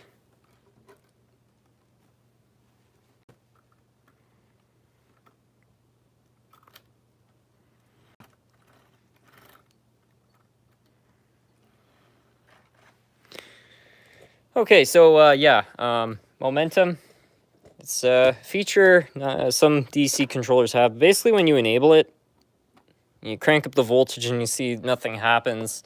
And so what it does is it basically just really gradually applies voltage to kind of mimic a real train. So you'll see in a second here, it will just start to move really, really slowly.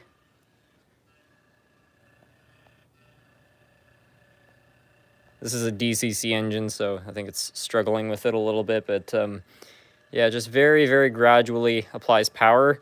And then when you try to slow down, it does the same thing. So it just really slowly brings the voltage down. And then if you want to slow down a little bit quicker, you just hit the brakes and it drops the voltage a little bit faster.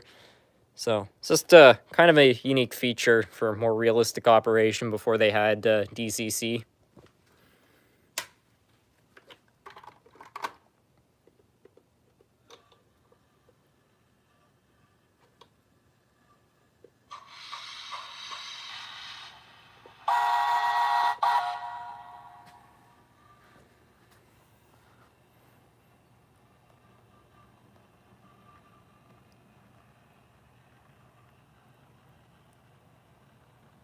"17 feet and 4 inches. That's an aircraft carrier, not a boat." Love those cars. Yeah, I love all the old American cars, like the you know, kind of the 50s era cars, then, you know, going into the 60s with the muscle era, and then even into the 80s. I love the old land boats, you know, from the Malays era. Doesn't matter what brand too. You know, I personally really like the GM cars, but, you know, like the old Ford LTD and Chrysler New Yorker and stuff, they're awesome.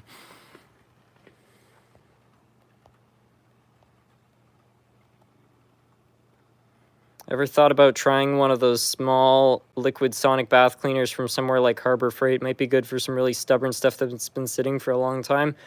Well, I bought a ultrasonic cleaner a while back, and I used it for the two engines, which the two River Aussies. I haven't had to use it since, but yeah, it's a terrific tool. Outside of the channel too, I've been able to use it a couple times for cleaning boat carburetor parts and things like that. So yeah, it's one of those things I didn't really realize I needed until I got one.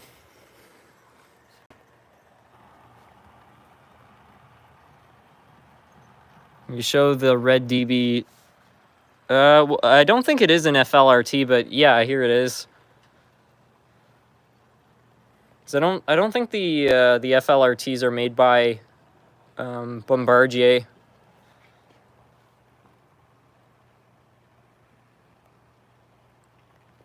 Honestly, I'm more into Japanese cars from the 80s, 90s, 2000s. They always look so cool. I love seeing them drift. Yeah, well, for performance cars, I think, the Germans and the Japanese, certainly, with the, BMWs and Toyotas, Subarus, and so on, they've definitely got that packed. But just for making land yachts, the American manufacturers did a terrific job.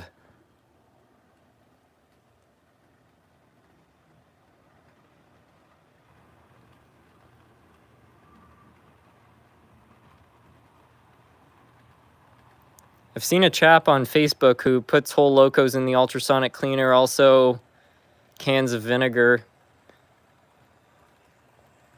Maybe Harrison or Trash to track Dan.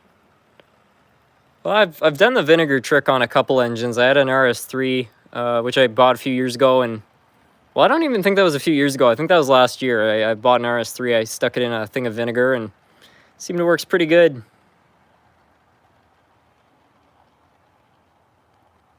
I have a 1969 GTO convertible, plenty of power.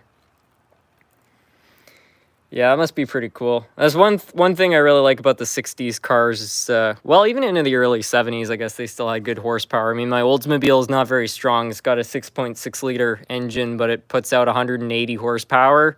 It's not horrible, but, for a 6.6 liter engine, you'd expect a little more. But one thing that always bugs me is there's these memes that float around the internet, and they're like, how can this 2-liter Honda engine produce the same power as this, 5-liter V8? And, they kind of imply that the American muscle car brands, they didn't know how to create horsepower. But, what they don't take into account is that the oil crisis and the EPA, basically forced auto manufacturers in the 70s to completely detune engines. So, with proper tuning, that Oldsmobile's engine can apparently put out 400 horsepower, but it's so detuned it only puts out 185. So would have been nice being around the 60s, like that GTO, where you still actually had real horsepower. What do I use to glue down road bed? I usually just use Elmer's glue. I find it works pretty well. I recently got a Buick Ultra. It's what you'd call a boat. It's 1997. Also a sleeper. Darn thing has a belt-driven blower on the top of the engine. Goes fast and likes gas. Playing with trains. You and Chloe still together? Yeah, we're still together. Mine is a 6.6 liter Pontiac version, though you can modify it with better heads. Yeah, I think because I think the Trans Am also used the 6.6. I had to actually put one of the exhaust manifolds in my car is off a Trans Am because they don't make parts for the Oldsmobiles anymore. Unfortunately, one of the exhaust the right manifold fits, but the left one is a different design, so that kind of sucked because I bought both. But yeah, other than that, they still make them.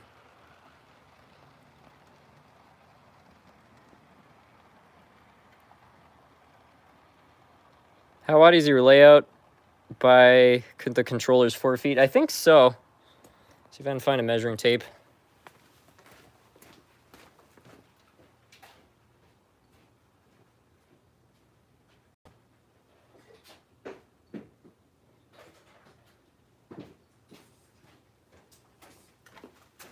Probably one of the most frequently asked questions on this channel, which is how wide is the layout? And well, we'll answer it here today.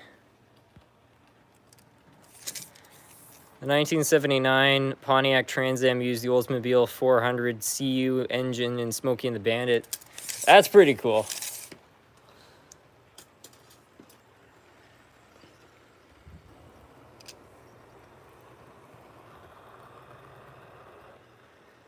Yeah, so the layout is it's about 1.5 inches over 4 feet, so 49.5. I don't know what the length is. I think it's about 17 feet long, but I don't have a measuring tape long enough to measure it, so. I forgot to tell you, I recently got 2 new kittens that have been named Binks and Nikki. Both are cats and they're fun. That's cool.